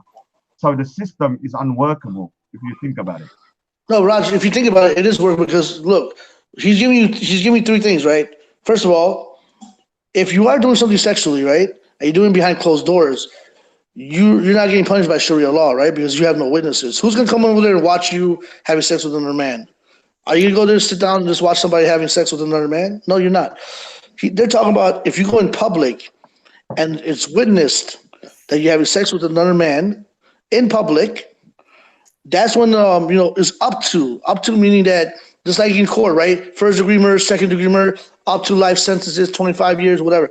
It's up to the Sharia law what they decide is your punishment, right? Like I I don't told know, you, in Indonesia, but you've already agreed that if this has happened, like with Sia, if you had the option to be able to illegally get your kid right? out But to you save but them you can't from say God is not merciful though. hold on. Well, you can because you're saying that God made those laws, but you don't want to abide by those laws because you know But that it is how easy that has is that. God how But how what I'm hard saying has is, God made it though? How hard no, has no, God made no, it? no, it doesn't matter. There could be one person it could happen to, and it could be your kid.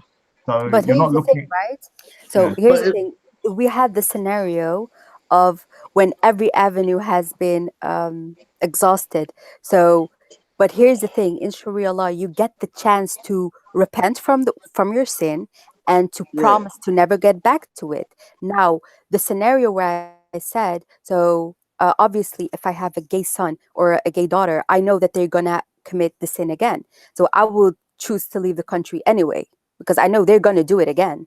But if the person committed sodomy, and I would say not necessarily that they're gay, but and they repent and never do it again, then they won't be killed. But if they are like committing the same sin over and over again, then that's when the death penalty is going to be enforced on them. And there Right. was Do you know the third, the other Muslim brother? Could he give his answer to that, or is he oh, still brother Abdul, are you there?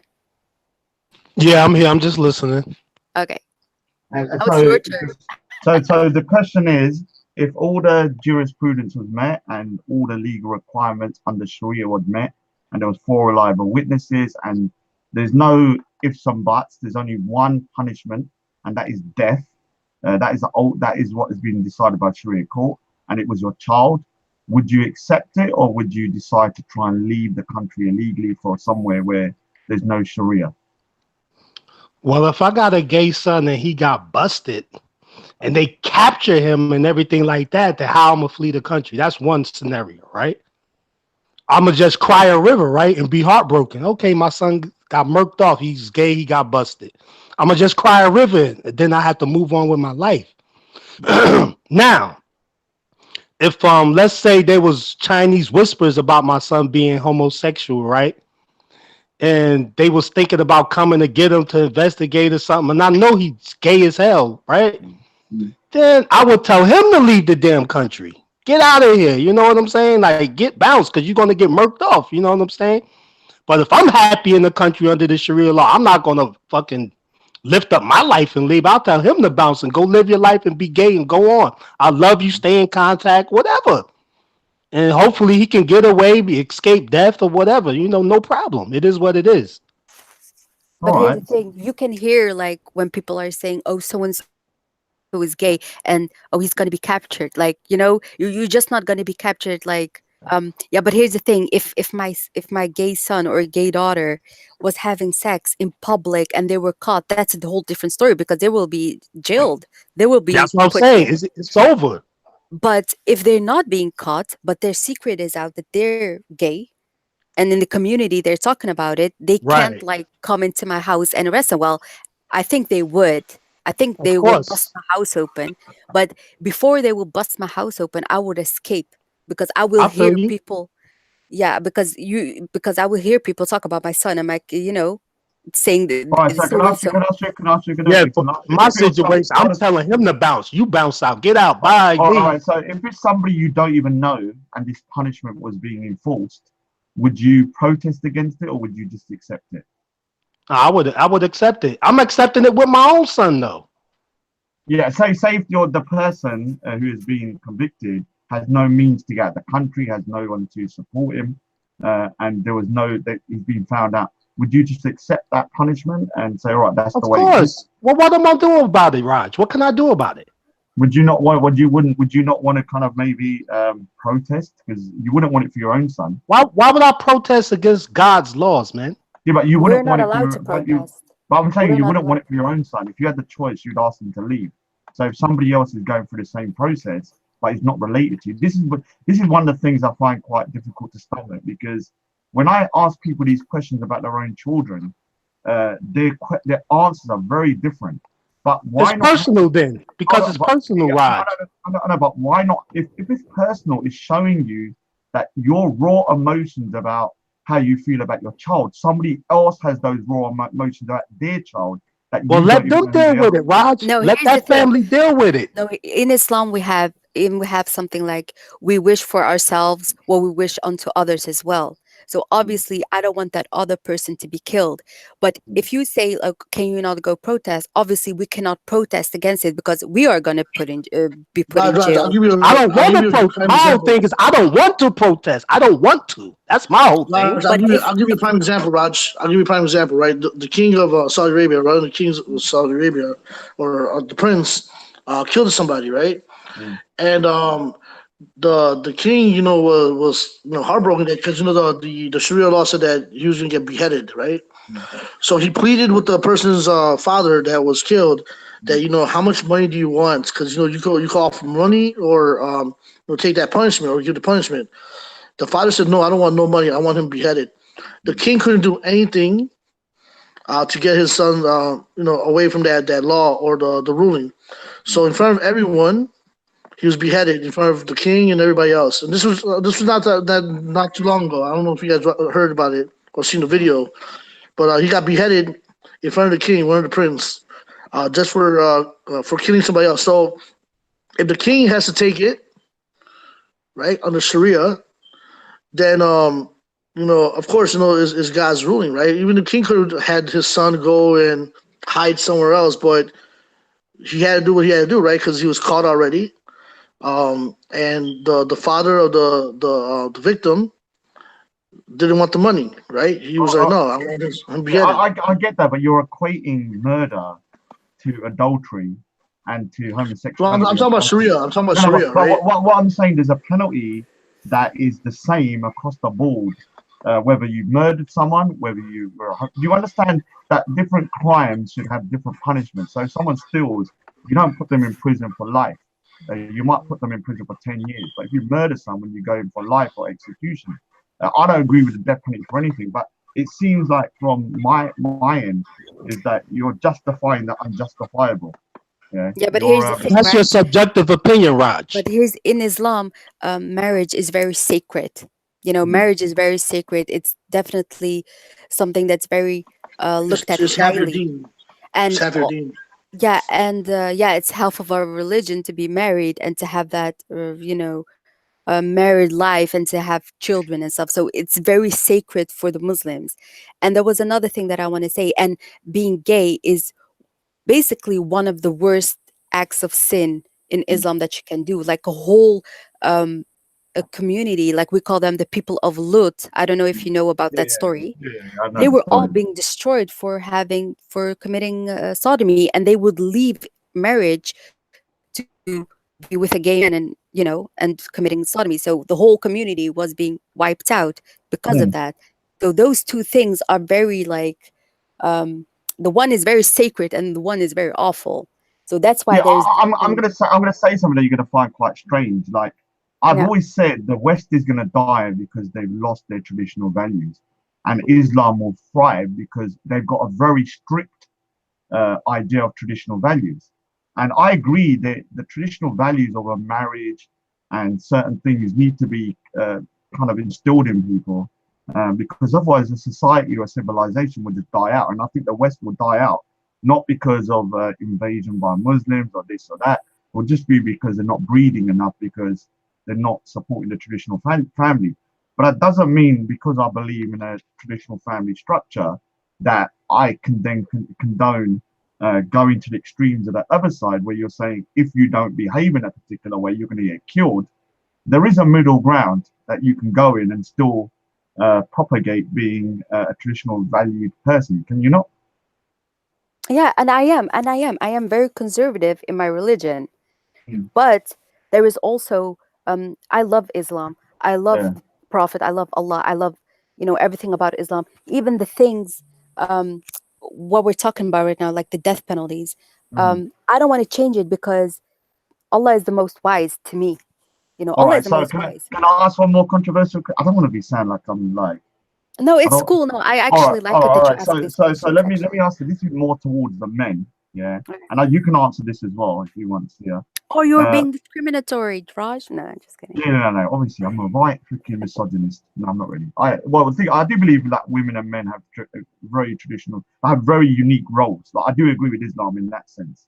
Like man should be a man and a woman should be a woman. Like we're not the same, but we are equal. So, but one of the things I want to ask to the Muslim brothers, do you agree with the concept of what your right hand possesses? Yeah, what about it? So during wartime, do you agree that if there's female captives, that they could, in essence, be your concubines or mistresses on top of your wives? Nah, it's a lot of context and dalil for that, or evidence for that, and situations, and it depends on what's happening.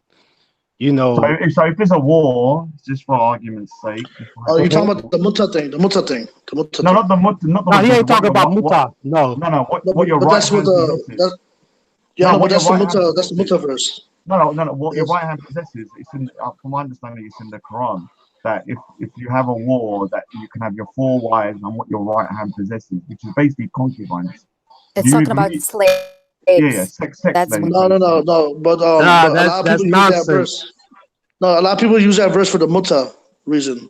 All right, so Because because the what thing is, happens is that I've asked some Muslims this question. I'm going to ask you the same question because a lot of Muslims have asked about this. They've openly said that they are okay with having concubines during wartime, and so here's the the deal, verse. right? 'Cause No, I read up on no, that. nah, I read man. up on that actually. It's context to that.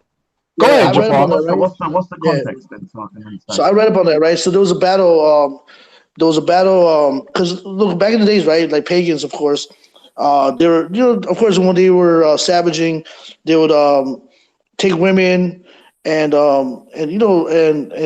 rape them and stuff like that, right? So there was a battle where the men were so religious that they were actually getting you know cut off, like the sexual urges.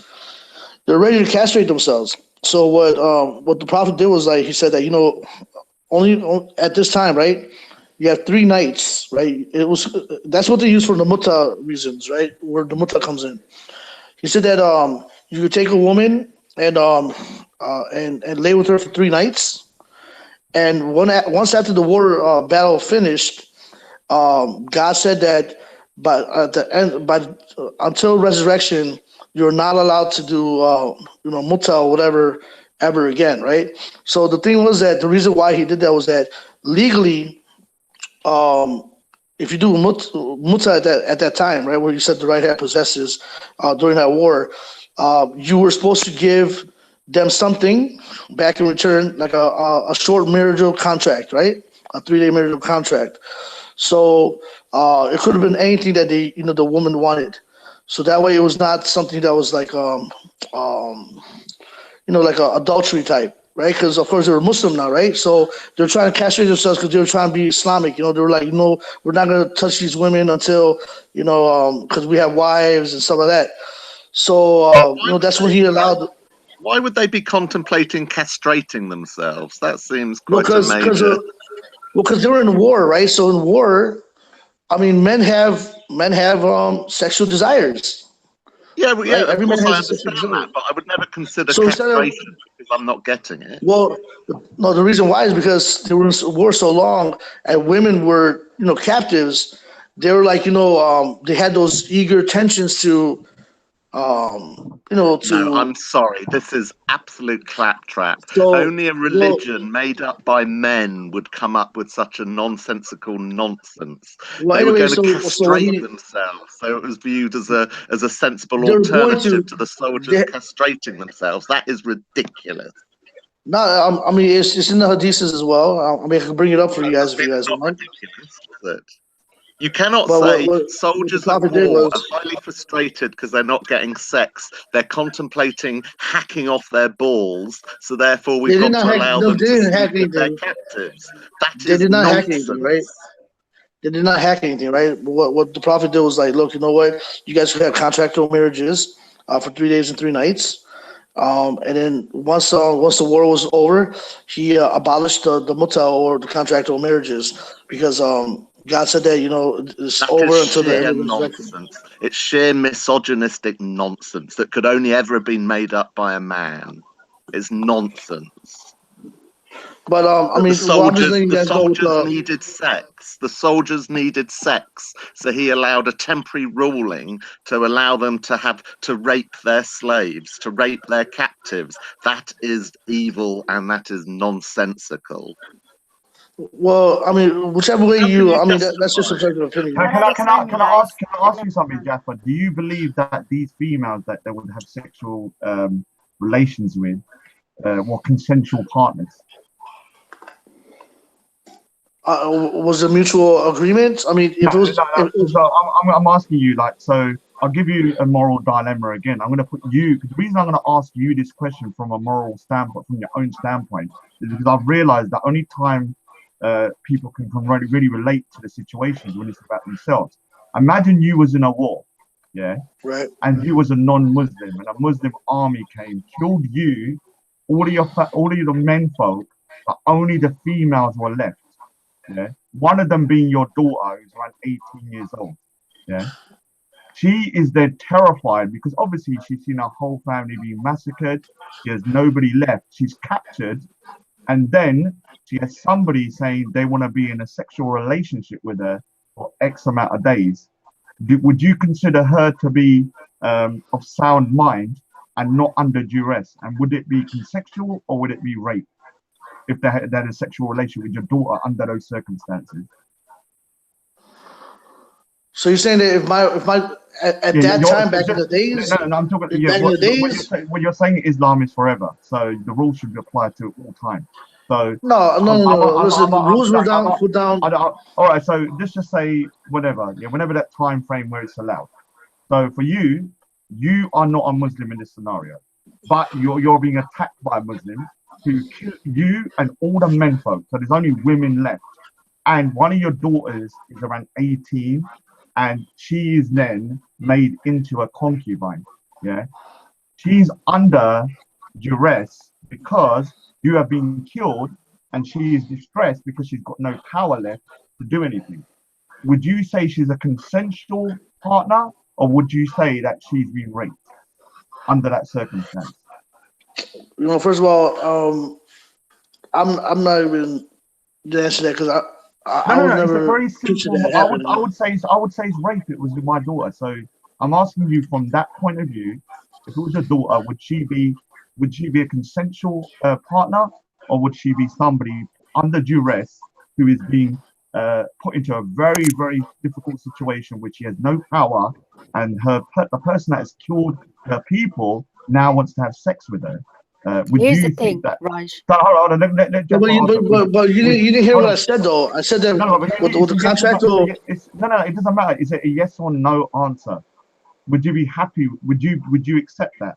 Or I mean, would you consider that to be consensual, or would you consider it to be rape? Which one do you think it is? no, first of all, if someone forcefully try to take No. my daughter, Hold on. I know what you're trying to do. Listen to me carefully. Your daughter, yeah, is by herself. You have been killed. All of her menfolk are being killed. She is in distress because probably she's seen all of her family murdered. She is also probably completely powerless because she's been captured by the people that have killed you. If your daughter was then told that she has to have sex with a particular individual under a contract, would she be a willing participant and doing it under her own free will, or would she be what you call no, she wouldn't be willing. No, she wouldn't be willing. That didn't even happen in Islamic history though. That didn't happen in what the contract Islamic was though. history though. Hold on. That's not what the contract That's was not though. even what happened, bro. That's not even what happened. Okay, Jafar, We call this rape. We have a word for this, and What it's did you just rape, say? You're one saying at it's a not time, willing. and please. it's Hold on, Jaffa, barbaric. did you just say it's not willing? Just come clarify. Right, it's not willing, right? But what I'm telling you is that All right. the mutta, those 3-day muttas was that the woman got something back as well as a No, contract. it doesn't. I mean, like No. it's like a Hold wedding on, is. hold on. It doesn't matter what she got back. She could get back like 50 horses. It's not the point. The point is that you have agreed that if somebody is captured under war and a whole menfolk are killed, if she was then to have to do sexual favors, whether you give her money or not, she is under duress, so she cannot make a conscious Right. decision. She can't So forcibly sign a contract though. She can't forcibly. of course, you understand things. I'm asking you as a father, if your daughter was alone and you had been killed and no menfolk, do you think your daughter would be of sound mind to sign a contract about having sex? Or would she be under duress because she's so traumatized by her family being killed? Of course, she'll be under duress. Of course, she All will be right, so under you're duress. so you're agreeing that it's not what you call a consensual relationship. It's then rape, then is it not? Yeah, but you're taking Nah, man, that's the some slick context out. talk, You're bro. taking yeah It's not Okay, slick talk. Jafar, It's you're not twisting slick the Jafar, talk. words. let You're let twisting the brother No, no, no. words. Abdul It's, let it's, brother it's Abdul either it's, answer. Yeah, I'll let it's brother either Abdul go ahead. it's either consensual or it's not. Roz, everything you saying is bullshit, brother. Look, this is Oh, here we go. relax, All right. Steve. Hey, I'm sorry, Raj. I'm not trying to I'm not trying to Yeah, yeah, attack you, yeah. nothing, bro. Don't worry, man. Do your thing, man. Do your thing. Okay, yeah. So look. So you got war, right? All the men is getting wiped out and everything. You got all these women and children. Raj, what do you do with these people? Maybe I Now, feed what? them and house them. Fuck them, clearly. Exactly, Fuck them. exactly, Raj. I don't have to have Exactly. I don't have to have sex with them. No, you don't, but you could if they agree to marry you. No, If no, they but agree to be with you, you can do it. Temporarily. so I'm going to ask you the same Temporarily. question. Have you got a daughter? Not temporarily. No. Hold on. Let me ask you a question. Have you got a daughter? Yes, of course. All right. So I'm going to ask you this question. If you was at war and you was a non-Muslim and your daughter was say 18, you was killed and all the men folk were killed, and then your daughter was traumatized because of this and had no power and was under duress because your captors who killed you are now asking her to go into a sexual relationship for 3 or 4 days. Would she be a consensual partner or would she be under duress and it could be seen as rape?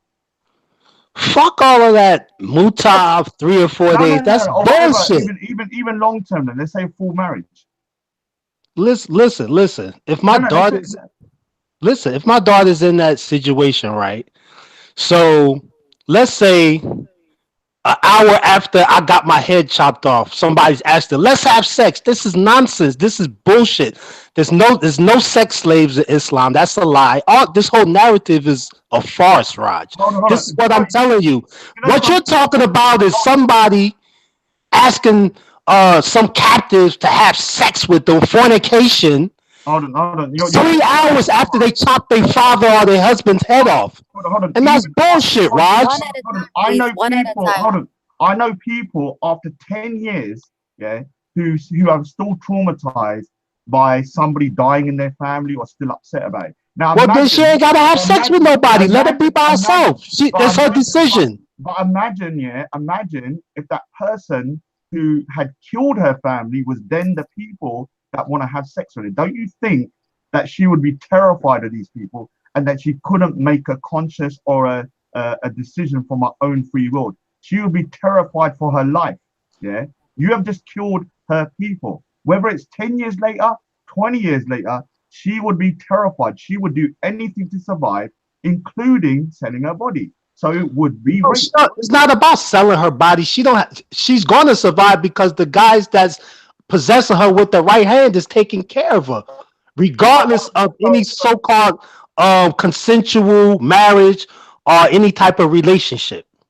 So Do you understand? There's no rape involved. The people who possess those women with their right hand, quote unquote, right? They have no rights to rape these girls. In fact, in order to marry them, you have to ask her people. You have to ask whoever survived. You got to ask her people for the hand in marriage. You can't rape them. You can't have sex with them by force. You can't fornicate with them. Hold on. Do you not understand? Under wartime, people are traumatized. Now, imagine a woman of maybe 16, 17, whose family is murdered, and then the people that have murdered her are saying, "Well, can you make a contract with us to do X, Y, Z?" And then she say, "Hell no, hold on. hell no, no contract." Hold on. This person is traumatized, yeah, and is probably under duress. She cannot make the decision because she is under duress. She is traumatized. So whatever What decision do you mean she can't make the decision? are Raj, if somebody put a gun to your head, you can't make the decision when the person asks you the question? Come on. so what? Yeah, but you're looking at it from a very what I call kind of male-centric point of view. No, I'm looking at it from a reality view. You're Well, here's making the a thing. case, Raj, because you got an agenda. No, I haven't got an agenda. I'm trying to make you wake up. Yeah. No, I'm already woke. I see you're coming with an agenda, Raj. I do say to people, yeah, I've got a red pill. I'm going to shove it down your throat, and you're going to choke a bit when you take it, but you're going to wake up. And the thing Here's is, the thing. I'm doing. But Raj, you coming with the bullshit, brother. Go ahead, Siyaa. No. The red pill is hurting, and I'm telling you, it's gonna hurt. I'm not gonna lie. No, your medicine is poison, Raj. Why would I take it?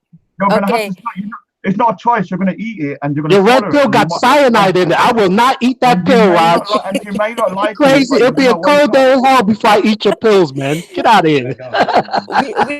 We don't want Zakum down our throats, Raj. Yeah, Please, no, please. no, well, it's But not here's the addictive. thing: there is a quote what a lot of people are, saying that all is fair in war. I know this might disgust a lot of people, but Mm. when we are talking about a war situation, people are killing each other, people are plundering each other's possessions, and yeah, like just like how their money and what they own becomes their possessions, the females are becoming their possessions. So, what we're talking about with the right hand possesses is exactly that in a war. Nobody wins in a war.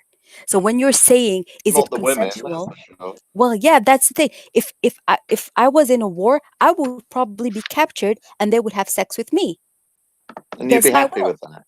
Of course not. See, you But will have to agree with that, though. They don't have So, no rights so, to rape you. They can't but so they rape you. but again, they They can't again, rape you, sister. but Come they're again, on, man. you're acknowledging there's an aspect of your religion that you're not happy with. I'm not no, Who you but talk? Oh, you that's talking to Sia? Oh, go no, ahead. Can we that's a talk? Can she sidetrack, Steve. answer rather than No, you? no, that's a sidetrack, Steve, because what we're seeing right now in wars, right? When we see the Americans go to Iraq, what did they do? They killed those people and they took the women captive and they raped them against their And will. that is absolutely bad and wrong. Surely That's you'd exactly agree. what I mean.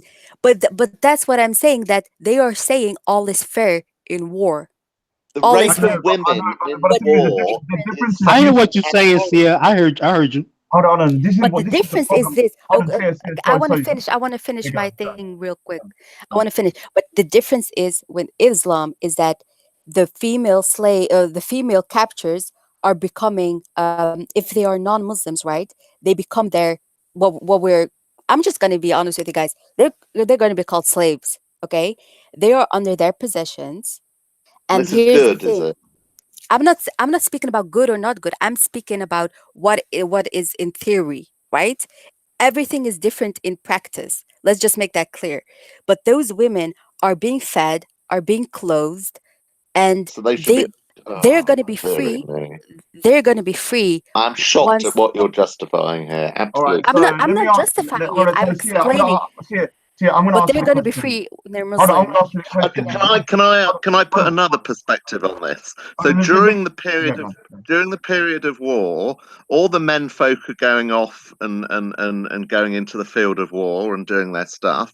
So if their wives are left at home, what happens about their wives' libidos back at home, back at base? Does Islam give these wives back at home some sexual rights and rights to have sex with certain other men back at home, like their husbands are given in the field of war? What No, does Islam do for their women's sexual because that text rights? in the Quran is specifically for men because the men are fighting in the battle. Because So women don't have sexual libidos, I guess. no, it's because when they're in battle, everything that the enemy, quote unquote enemy, owns becomes their possession. So their So money, so their men in swords, battle everything.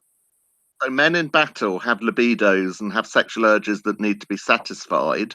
What about their wives back at They don't home? have to Do have they sex not with have them. That's the thing. libidos? They don't have to have sex with them. They're being captured because they are in a war. They don't have to have sex with them. There are But people. it They are permits them allowed. to. But it Well, permits them yeah, they to. are permitted to have sex with them because they become their possession. So do their wives back home? Are they permitted to have sex with No, because anyone? that text in the Quran is specifically for the men. So is there We another women, text that's specific towards the women no, and because satisfying polygyny their is only for the men. libidos? No, because polygyny is only for the men. Men can have four wives and they can have the possession from the battle. That's the All only right, thing so that see, men It can seems have. to be rather male focused, doesn't it? So nothing, no can I care ask and you? attention paid to the I women don't and their believe that a woman libidos. can handle another man. Sorry, I don't believe that a woman can have a second husband to take care of or a third husband. I don't know what kind of woman is able to do that. What I type of see. Can I? man Can is I? able to do that? A lot of men. That's why a lot of men cheat. That's why I'm not married. A lot of men are So who are these disgusting. men cheating with? Women. They're cheating with women, aren't they? What did you say? Like, I mean, Because Some come of on, them is Steve. cheating with men, Steve. Yeah, you're right. Well, I knew you'd be dragging out that subject, but no, they're competing with women. Can I You're say something? obsessed Yeah? with it. Look, I hold mean, on, hold come on. on, Steve. You are denying that men are sexual creatures. Hold on, You are denying that men are Women are sexual sexual creatures. creatures, for goodness Not sake. Look at your not in the eyelashes. equal, not in the my eyelashes. No, listen, not in the Hiya, equal scale of Siyaa. men. Hiya, Siyaa. I mean, come on, Steve. I mean, come on. You Like, you you there you is a you scientific cannot fact. deny that women are not sexual beasts as well. Well, there are a few women that can be like that, More but than a there's a few. scientific proof that men think I don't know how many hours, like 23 hours about sex all day. How often do you think 24 about hours it? of 24 Sorry, hours that's a personal question. about sex. Man, this conversation going left real So quick. Right. So think the thing, about it 1 second, Steve. see, the thing is, yeah. Look, yeah. You're right. Men can be savages. Yeah, people can be very evil. People have carnal. Yeah, savages. Sorry, Yeah. I had So, to say oh that. yeah, Steve, savages. Yeah. So we know this. Yeah, during wartime, yeah, people behave in abhorrent ways, and there's been some absolutely atrocious crimes committed against women and people and in general. But the difference is this: human beings are evolving, and we are starting to realize that these things that were permissible like 100 years ago are now seen as very barbaric. But the problem with your ideology is that it is set in stone. So what you're saying is that this is from God, and God permits this kind of savage behavior because this is human nature. Wouldn't God, if He was truly loving and compassionate, outlaw these kind of barbaric behaviors rather than saying we will kind of, let's say, kind of uh, allow you to do it, but in a legal way? So in reality, what these men are doing when they're in war are raping women, war captive. But the way they're getting away with it is to say God Raj, told us, hold on, God told us that all these war captives need to be saved, and if we want to have sex with them, we can have sex with them. And can you not see how, you can look, there's a way here to look after war captives now that is more humane, that you just put them in prison or you put them into a camp. You don't have to have sex with them and make them into concubines and all that kind of stuff that you are propagating in your ideology.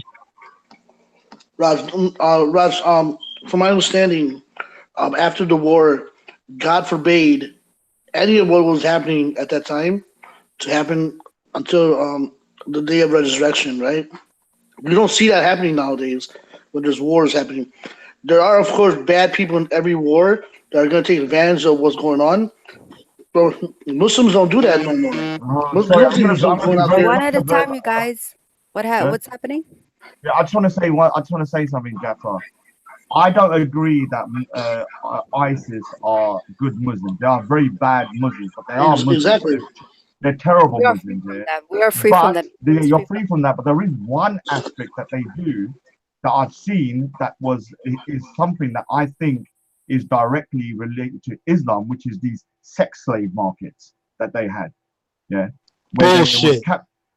capture the females of the subjugated group and sell them to the highest bidder or whatever, and then Raj, have sex slave markets are in That had Russia, nothing to do with Thailand. Islam. that. One at a Nothing time, Has to do nothing to Steve. with do with Please, Islam. Islam. please, so one at a that time. that particular concept here of capturing war slaves and being able to have sex with them here is something that is, in my opinion, related to Yeah, Islam. but that has nothing to Bullshit. do with Islam. Bullshit, But Hick. but let me That's just your clarify agenda, something. Rod. See, But I, it's I but knew I but knew it, but bro. is that? But let me Tried to clarify deny it. something. Let me clarify Do you something. know? I Do do you not have you heard believe. about Russia? Hold on. Let me Have you just heard about clarify Russia? that. Hold on. Let me clarify that. I don't believe Sex ISIS markets here in Russia. are Islam. Some people say ISIS is. I don't believe that because there are Sikhs here that I know in Punjab who are call themselves Sikhs, but what they follow is an extreme inversion of the faith, which is a distorted version of the faith.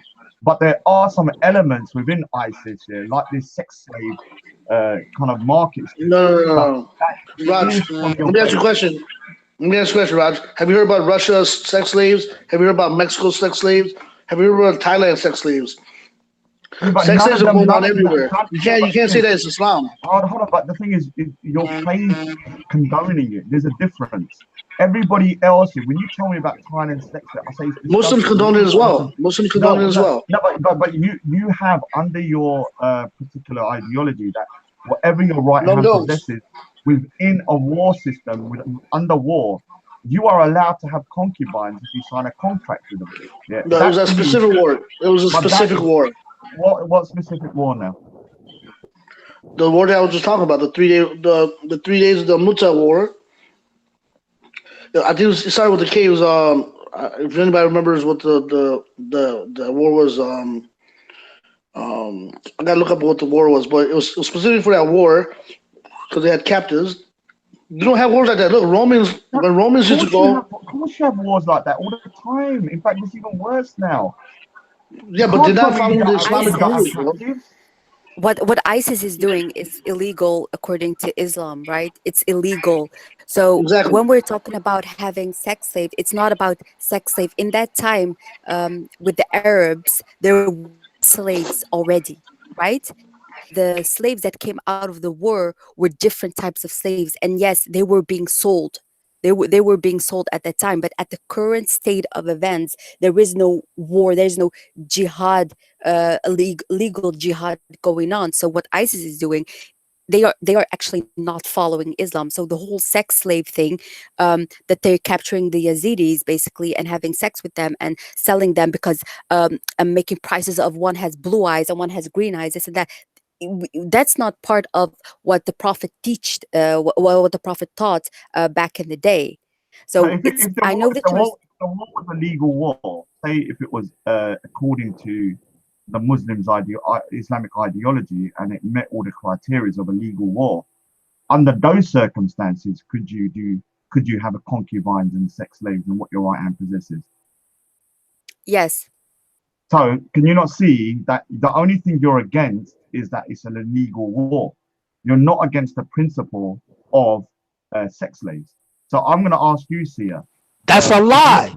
hold on, She Wait, don't. let no, me no, ask. no, no, no, no, no, I don't no, no. agree. Wait I a don't That's second. a agree with lie. sex. Stop, Raj. All I Stop. don't agree with Stop. having sex Stop, with them. Raj. calm down.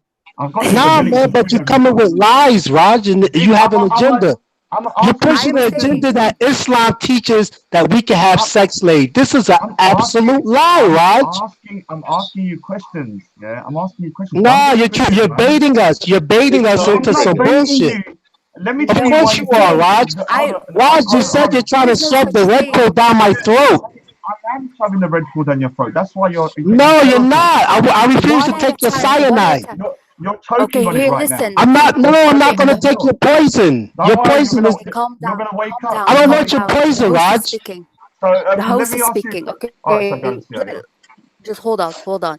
I want Brother Abdul to calmly explain what he disagrees on with Raj so we can fully neutral, I, and well, then Raj has the opportunity to answer. Well, like I said, I Go disagree with ahead, Brother Abdul. everything Raj said. Raj just has an agenda. He hates Islam. He's an Islamophobe. Raj has already admitted that Islamophobia pays. So this is his thing. The guy actually got theme music when he comes on Hangouts. It's just nonsense and propaganda and BS. And Okay, but here's the thing, Brother Abdul. I'm about to Please explain, but go explain ahead, Sia. what you disagree. Islam does not have. Okay, please explain why Islam does not have sex slave. So please explain that to us so we can understand. Right. Well, I just finished explaining that to Raj. We spoke about what's No, I happening want you. during those times of war, right? And then Raj answered my question. He was going to say what I was going to say. He said, "Well, you can feed the women, house them, and take care of them." I said, "Exactly, Raj, because that's what it was." When you talk about right hand possessors, now that means you're the guardian of. You have to take care of them. And like I keep saying, you have no rights to rape them, especially under Islamic law. You cannot and have no rights to rape them. They are not sex slaves. If you want to be with them in any type of relationship, you have to marry them. And it's in the Quran. If you're reading in context and you read verses that come after those verses, you'll see that in order to marry the girl, you have to ask her people. Meaning, I love whoever that. has I love survived that Right. war, So you have to ask the people can for I a reply? hand in marriage, Raj. Can I This is reply? what Islam is saying. Can What I you're reply? talking about is lies and BS and some Tommy Robinson narratives All right. and Islamophobia narratives, Raj. All right. So let me Very let good. me let me say something. When I say I've got a very sarcastic type of humor. So if someone says I'm a Nazi, I say yes, I'm out of Hitler. So I do that. If someone calls me an Islamophobe, I say I'm the biggest Islamophobe in the world. If someone says I'm a Exactly. weirdo, someone says I'm a weirdo, I'm the biggest weirdo. I just take your words and I amplify them. Yeah. What it is me trolling you. Yeah. What I'm saying to you is this: whatever you think, yeah, you have to understand if you are in war and your family or your people are killed, no matter whether it's 1 year, 2 years, 3 years, 4 years, that person will be traumatized from those events.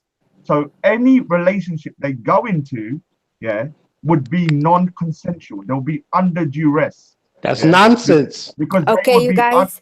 That's a they'll be subjective opinion, Roger. and You have a so right to that. and But so what but it's Raj, not the look, and if I truth. was It's not the and Raj, if I was in truth. a war right hold on, now, if I was in a war right now, right? you need to let me finish my sentence first. So under those circumstances, you'll be under duress. So if you are under duress and you cannot make a conscious decision, yeah, from a sound mind, that person in that sexual relationship, yeah, the female, would be considered to be an unconsensual partner, and so it would be rape. So whether you like it or not, in war, we know that this happens, but Raj, in That's a all other lie wars, and it's right, nonsense. in all Raj, other right. wars, Just tell yeah, me age. It's in just tell all me other age. Okay, hold you on, in guys. all other wars, Hold yeah, on. I hold just on one second, in all yeah, hold one second, I on. need you to finish my sentence. One second, Okay. finish my sentence. So in all other wars, yeah, what will happen here is the people that are doing this here are not acting on laws given by God. Yeah, you are acting on laws given by God, who is supposed to be moral, yeah, and the highest example of compassion and loving, yeah, and being Exactly. loving. That is not the Exactly. action.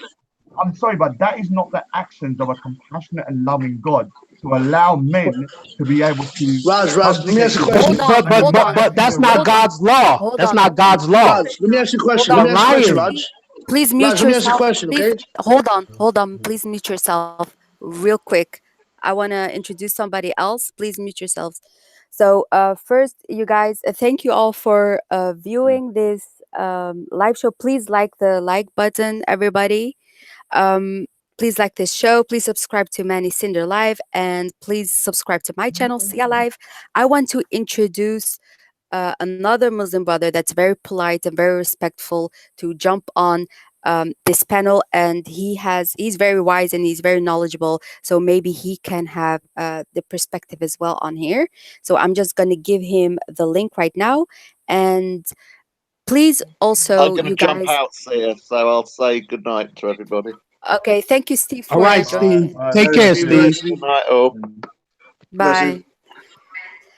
Bye. Um, So yeah, I just want to tell you guys, please, if somebody else is speaking, mute yourself and just let one person at a time speak. On, because he might be someone I hate. No, no, no. I don't think you know him. All This right. is the first time that you're here. He's also from America, so we have three American Muslims here. All right. And because we're talking about this slave issue, and yeah, he's very wise, and he can maybe jump in as well with this perspective. Hey, Raj, let me ask you a question, right? Yeah. Now, back when Muhammad Sallallahu Alaihi Wasallam was there with the Muslims, before the Muslims they were pagans, right? And we already know about the Romans, how when they savaged and how they treated the women. We already know how others treated women back in the days when they would have wars. Islam was the first time where when Islam was in fact where women who were um, who were slaves had rights, right? The rights were that the person who was captain them, who had them captive, had to feed them, had to clothe them, had to treat them correctly, and if they wanted any kind of sexual relationship with them, they would have to marry them. Before that, there was none of that. You want to rape them, throw them out, whatever. Don't feed them, whatever you want to do, sell them, do whatever you want. Islam was the only one. Islam was the only religion where they had rights for the women that were captives, and how the men needed to treat them. Now, if you're talking about nowadays, if I'm in a war, right? or they have rotations where men are there for like 3 months or 6 months, then they go back home. If I'm thinking about my wife and stuff like that, I could just go on Skype and talk to my wife, right? It's not what it was back then, right? So when it comes to you talking about sex slaves and Islam still approves of this kind of demeanor that you're talking about. It doesn't. It gave rights to these women. So I'm not sure where you're getting this at. Where we're treating them like sex slaves and stuff like that, or even I think you, even in reality nowadays. I think you're still not understanding because you've said to me you wouldn't want your daughter in that position. So if you didn't want it for your daughter, then you know it's wrong. Do you not understand that? Look, my daughter. If my daughter was forced, of course, I would never want her in a No, but forced but situation. I'm gonna have to say it again. I don't want to repeat myself, but if you're under war and all your family, like yourself, were killed, and the only person left was your 16-year-old daughter, and then she was captured by the people that killed you, it doesn't matter how long the time scale is. By the time she could be traumatized about it for 10, 20 years. So any decision she makes after this, yeah, cannot be a consensual relationship with a man that's killed her people. Can you not see that? She'll be terrified of you. She'll be terrified of the people that are trying to subjugate her. Can you not see that? Okay, thank you, Raj, for your Yeah. we Muhammad here from America. Right. And if Brother Abdulhay wants to introduce himself and where he's from, and maybe even jump in the conversation where we're talking about. Go ahead, Brother Abdulhay. Assalamu alaikum, everyone. Peace, everyone on the panel. Walaikum Just, salam. just, well, just to add my take on it. I jumped in. What I was hearing in the background was about the issue of right hand possessions and sex slaves. I think Brother Abdul, and it seems like they pretty much touched on it. So I don't know how much I could add on it. But yes, the Arabic phrase is ma malakat amanakum. It means what you rightfully possess, what your right hand possess. So it's literally referring to something that you do rightfully. It doesn't mean sex slaves. It literally means what you rightfully possess.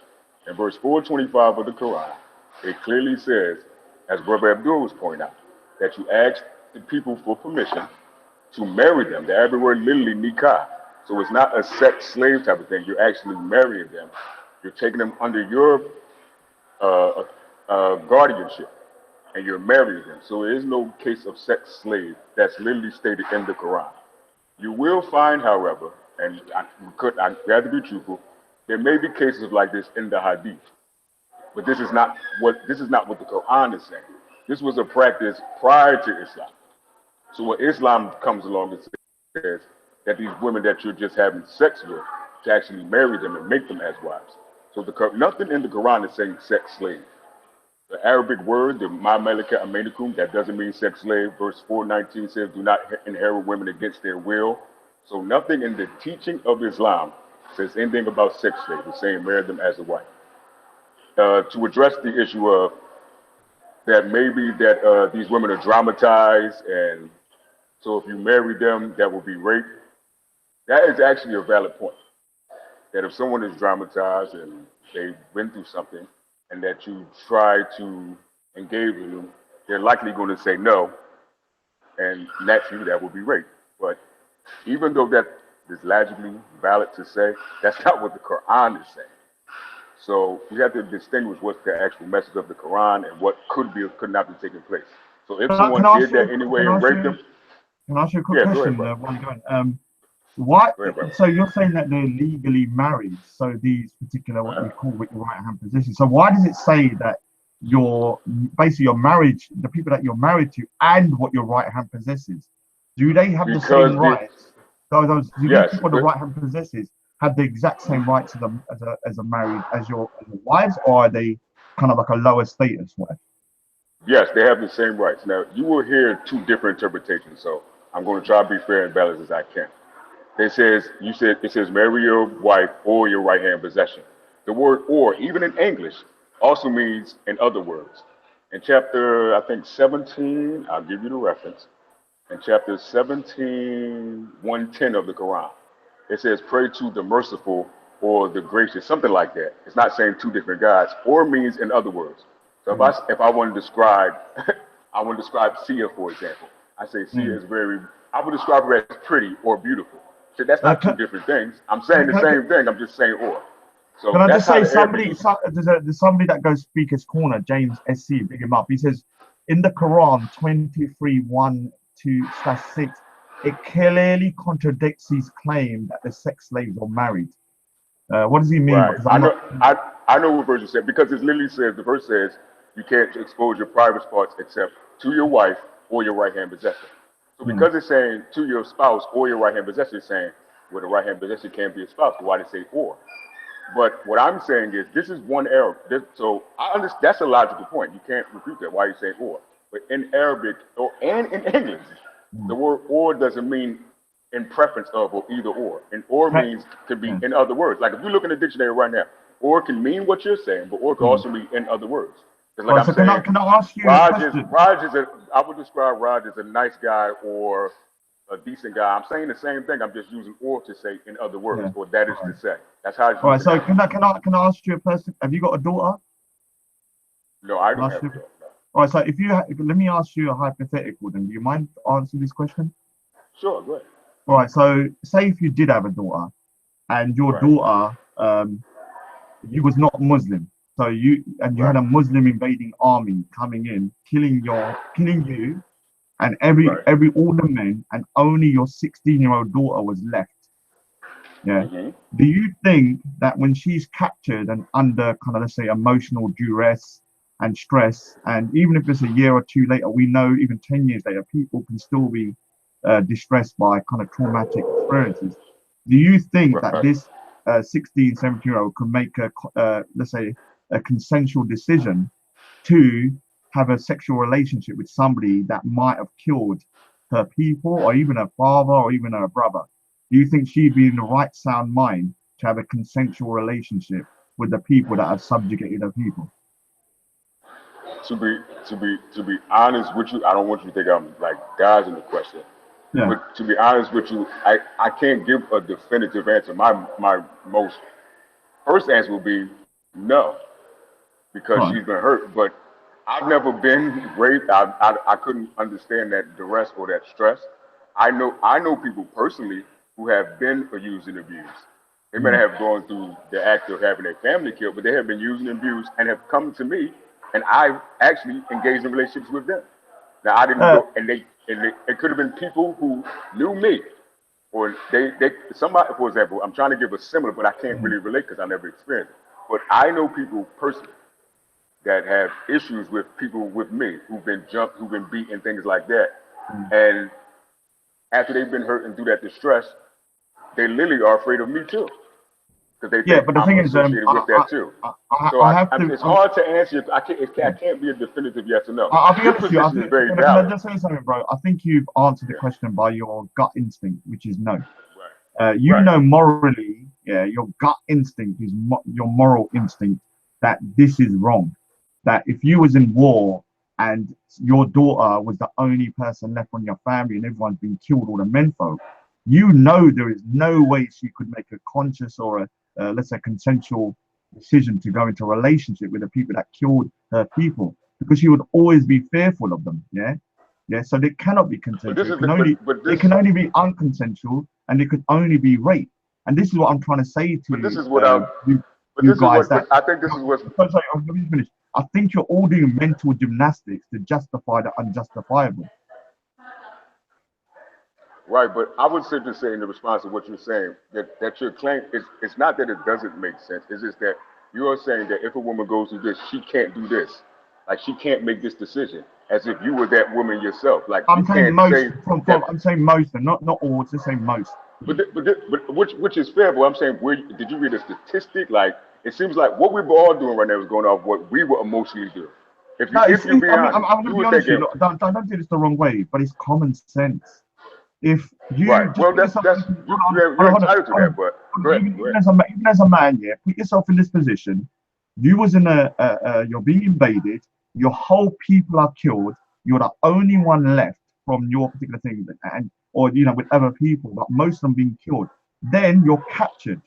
and the people that are capturing you are asking you to do stuff, whether that's sexual or non-sexual, you would still be in fear of your life because these people killed your people. It's just common sense. Whether they're asking you But to you also, whether they're asking you to dig a hole or whether they're asking you to build a house, whatever they're asking you would be out of fear because you always know in the back of your mind that these people are the people that this killed my people. And so for a female, that is going to probably be magnified by 1,000 because obviously they're going to be the weaker sex. And on top of that, they have the added kind of danger of somebody wanting to have a sexual relationship with them. Can you not see how but you also, that's nothing to do with but you, being able to kind of predict anything? It's just common sense. but you also have to consider the fact that this idea of raping and taking women is something that predates Islam. So what that could mean is that that woman that they captured was captured by somebody who was a rapist and who was abusive. You're assuming that this woman was in a happy, loving relationship, that she married willingly. That's the man of my dreams. This is who I want to marry. No, that woman could be likely somebody who was already captured and beaten and abused. She was No, I'm already not. been through this. I'm not saying So that. I've said no, no, hold before on, that. hold on, Yeah, hold go on. on, hold on. So what I'm saying is that the Muslims, and then I think you're looking at this. See, as you started your conversation, you said the Muslims invaded. The Muslims are going to argue that they didn't invade. Muslims are going to argue that they're being attacked and they're being defensive. So Uh, that uh, because once now hold on. Now once you look yeah. at it that way, then that whole argument fails. Because if she's married to a group of people or a man who's very malicious, and another group, and these men come and attack the Muslims, and then the Muslims defend themselves and then take the woman, I would think that woman would be happy to marry that man. So there's a difference. So you have to contextualize. I understand what you're saying, but what you're saying is you're saying in a certain context that the Muslims are invading, the Muslims are killing like innocent people. That's your thought process. So in that Oh, no. context, you will be right. But if it's in the context of this woman was already captured and already raped by somebody abusive, and then those same abusive people try to come and fight the Muslims, then the Muslims beat them up and then take the woman and marry him, that woman would happily sleep with that man. All right. So So there's a difference. the reason why I say this, that I'm from a Sikh background, and what people don't realize, I mean, you're probably from America, and other people are like are from North Africa. The Sikhs and the Hindus have gone through Islamic conquest for 800 years, and this practice of stealing women and making them to sex slaves is not a hypothetical. It used to happen all the time. And one of the things is there's a saying in India that at 12 o'clock the Sikhs go mad. And a lot of people think it's funny because they say 12 o'clock the Sikhs go mad. But this saying, yeah, guess what it's about? It's about sex slaves. Because the Islamic conquerors used to steal the women and have them as sex slaves. So the only way the Sikhs would get them back was at 12 o'clock at night time. They used to raid the Islamic camps and take their women back. Yeah. And so this is something that the reason I'm bringing it up is obviously because throughout my history or my people's history, this idea or ideology of what your right hand possesses has been implemented throughout the whole of the Indian subcontinent for around 800 to 900 years. Yeah. So whether you like it or not, um, by you kind of like trying to like sprinkle it with like little kind of let's say kind of like sprinkly dust and make it sound better than what it is. In the end of the day, it's a savage mentality. And people need to start understanding that, we have moved on as human beings, and whatever happened 1,000 years ago shouldn't be still being done today. And I'm going to sound quite crude, and I really apologize. People used to shit on the Well, street. I would, Hold on. Let me just say the last bit. People used to shit on the street like 200 years ago, but people evolved, and now they don't. And so with sex slavery and all of this stuff, yeah, it used to happen, but it doesn't mean it should still happen in the 21st century. People still right, I shit would, in India in the street, Yeah, Raj. I know. But I'm saying generally, on average, people have stopped as much as they can. I Yeah. would agree with you every point that you. Go ahead, bro, bro. I'm sorry. No, I'm about to say Raj is still lying and pushing this agenda. He talking about what some damn Asians did 100,000 years ago, raping and shit. What the hell that got to do with Islam? Islam Dude, doesn't teach that, Raj. That's dude, the that was whole point. So Hold if you on. wait, Raj, if you got Yeah. some savages doing some bullshit, don't be a devil and try to apply that to Islam because this not there. It doesn't exist in Hold, Islam. As far as hold what on. Hold on. Islam Hold teaches, on. Can I it's just say not there, something? Raj. Bro, Sikhs weren't around 100,000 years ago. Secondly, this is only 300 years ago. Thirdly, this wasn't just some kind of like same minuscule kind of army. India has been invaded for 800 years from the 10th century to the 19th, with 150 million people killed by the sword.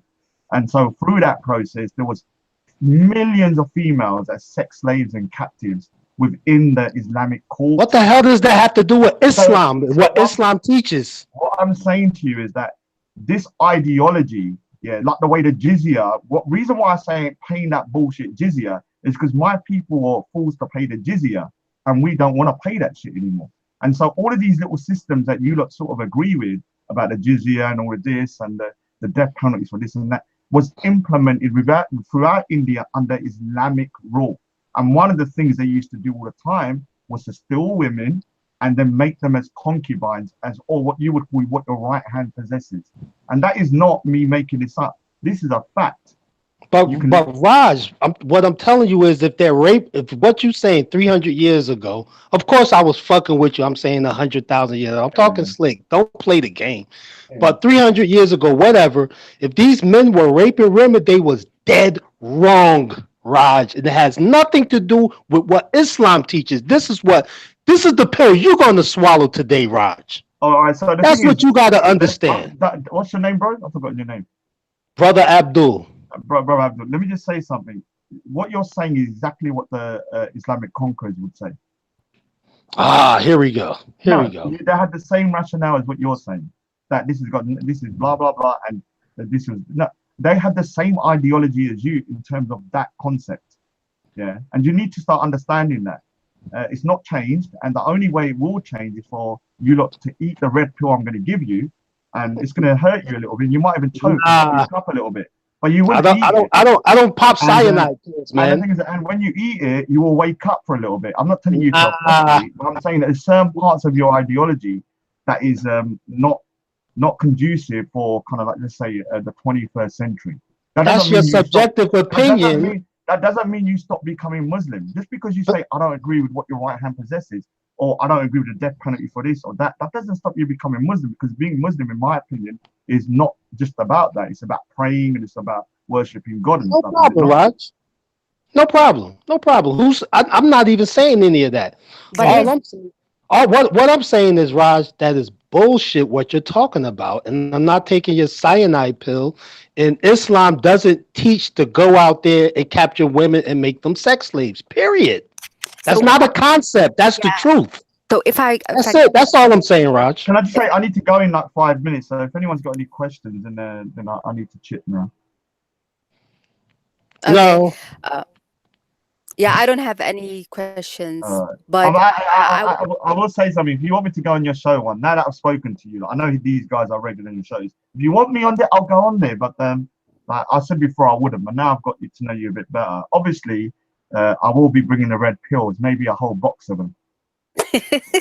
no, because no, I love this kind of conversations because I think that you're used to very different type of Muslims, and I think maybe if you see different other Muslims, Yeah. that maybe we can have that dialogue. I would love to have you on my channel, and we can No, continue. I think the thing is here, you only see me at the park arguing. What people don't Yes, realize, I'm there the whole day. And at the end of the day, I sit in McDonald's like at 11 o'clock with Muslims. People that I'm arguing with sometimes. I mean, I get on with Shamsi like wicked, you know Shamsi. hmm So me and Shamsi, like we get on like wicked. Like I was supposed to go to a mosque with him, but something happened. But there's a lot of Muslims there that I'd get on with. If all the Muslims, I mean, this is the problem with YouTube in particular. When you go Speaker's Corner, you would expect it to be like a savage place. Yeah, like it's all arguing. It's not. it brings in the views. That's a Yeah, I know. problem. So there's hundreds of other conversations going on here that are Yeah, non-controversial, and you only seeing the things that are heated. But there are people there that I like better than Sikhs. Like there's someone when I say, oh, who's some of the favorite people there, they're better than like most non-Muslims that I know. Yeah, I don't care what your belief system is. It's, you know how you are as a person. I can disagree with you, though, and we can have a discussion. But if you start calling me a hate preacher or a Nazi or stuff like that, that's when Right. I start shutting off and I become savage myself. Yeah, we should I be able have to have a seen that part. I never judged you like in the beginning because when people were calling you an Islamophobe, I knew that you were reacting to how yeah, certain Muslims were attacking you. And that's yeah, why I don't attack Sophia because I know how certain Muslims are attacking her. So that's why she's lashing out. That's why you're lashing out. Like yeah. I am wise enough to understand that, Well, the thing is, I mean, you don't understand the Asian dynamics as well. There's a big Asian Yeah. dynamic. And like I said, the Sikhs and the Pakistanis are pretty much the same people in terms of genetics. But Hmm. we've had a long history of what you call kind of conflict and stuff like this. And so that's kind of resonates in the UK as well. So it is a bit of a Pakistani or some, plus then Islam gets chucked into it and it makes it look like it's more of an Islamic problem, Islamic kind of beef. And it's not really, it's more of a cultural beef as well that we have between each other. That's you might know from being North African. There might be a North African neighbor that you might have a long history with. I don't know if you've got Yeah, that we have the dynamic with Arabs and Berbers. Yeah, there's yeah. still, Yeah. yeah. So that would be the same thing. Like you might, you may look the same, you may think similarly, have the same language, but Pakistanis have the same language as Punjabi, and so we have a lot in common. But sometimes the more you have in common, the more you conflict. Yeah. Like brothers or something like that. When you've got two brothers that are very similar and then they might conflict with each other. And so I think people from outside the UK don't understand the dynamics of the Asian community. You have the Hindus, the Sikhs, and the Muslims who all come from the same area pretty much in Right, India. And that right. kind of boils over to Speaker's Corner. So I'm saying if you're ever going to come Speaker's Corner, Siyaa, let me tell you Mhm. something. Just tell us and make sure, do you know the person you need around you? Big odds. Yeah, Okay. because Big Odds is the one guy that I've realized that when I'm with him, no one speaks to me. Yeah. Okay. So as soon as he leaves, they start going mad again. So if you ever, I mean, I would offer to kind of do that, but what would happen? Everyone would say, "Oh, she's with that Islamophobe, that racist," and it would Oh, just I be a got a lot of hate. I got a lot of yeah, hate. yeah, yeah. So Yeah. for me, I can't like with Sophia Lewis, I kind of protect her. I'm okay doing that. But if you Mhm. want someone to kind of hang around with, if you come down, because you no doubt, if you come down, you're going to get a lot of heat. Yeah, because Yes. obviously people know you from YouTube. But if you ever do come down, then don't feel like you're going to be unsafe. As long as you've got certain individuals within the park, like maybe Shanzi and Big Ards and people like that, you'll be perfectly fine down there. Right. In fact, it'll be pretty interesting to see the kind of reaction. Yeah, She's here. Yes, I she's would here. love to. I'm an Indian's here. Yeah, You I know would who love I'm an it. Indian is. I'm an Indian. It's You very know, familiar though, but you know the remind me guy again. that goes around and always say, "Oh, I'm an Indian," but he's always crying and stuff. All right. He's called Krabs. He's one of the oldest kind of people that has gone to Oh, Speaker's right. Corner. So Right. yeah, he's on the thing. You should bring him. You'll have if you want a great conversation, you should give him a link. Okay. He'll, Okay, he'll, we'll see. he'll, I don't what, think I will stay long though because we yeah, have a I'm going to be very shooting off. All I want to say thanks to everybody for allowing me on there. Obviously, the red pill hurt. Just keep on swallowing it, and I'll be back to kind of finish the job off. Anyway, all take care, right. everyone. Bye All bye. right, take care. Thank you for your contribution. So Boo! Boo! He yeah, crazy. I'm man. never taking his cyanide pills, poison pills, man. Never. Get out of here. So yeah, we had a very lengthy show. So please, everybody, big up this show. Like everyone, subscribe to Manny Cinder Live for more interesting shows. He said that he has a very epic show this Friday. So everybody tune in and obviously subscribe to my channel Siyaa Live for more of videos on my channel. And thank you all for the love and even the haters. I love you as well. But do you guys have anything else to say before we gonna end this show? So I will start with Jafar. Jafar, go ahead. Any last words? I just want to thank everybody for inviting me. Thank Sia, Manny, for inviting me on here. Definitely enjoyed the conversation. Um, Hopefully, you guys think a little bit different about Muslims. You know, we have other things that we talk about as well, and we have thoughts about other stuff as well. So, thank you. All right, thank you, Jafar. Brother Abdul, go ahead. Peace, love, and world peace. That's a great, great message. Yeah, so Abdul Hay is underground, so he cannot speak his last words. So before I go, I want to thank Manny Cinder Live for giving me the opportunity to come on his show and to host it. I really appreciate it. So big up Manny Cinder Live. And thank you guys all for the love again. Morton Heyer, Rami Tobinson, all great moderators. Let me see who else to shout out real quick. There are a few people that I wanted to shout out, but they are not reacting right now. But anyway, um, I hope you guys enjoyed this show. I was kind of nervous when I jumped on because I did not know what to talk about and I was a little bit afraid. But anyway, so again, subscribe to my channel. And the man with no name, thank you for the continuous love and support. And everybody else that I forgot to mention. David Hudson, Human First, all of you guys, and even the people that don't like me, I still love you guys anyway. But yeah, definitely. No, Atheus or Atheus, I haven't blocked you, so I don't know what's going on. But yes, again, thank you, Manny Cinder Live. Subscribe to his channel. This Friday is going to be epic, epic show. I heard. I think that Raj is going to host it. I don't know for sure.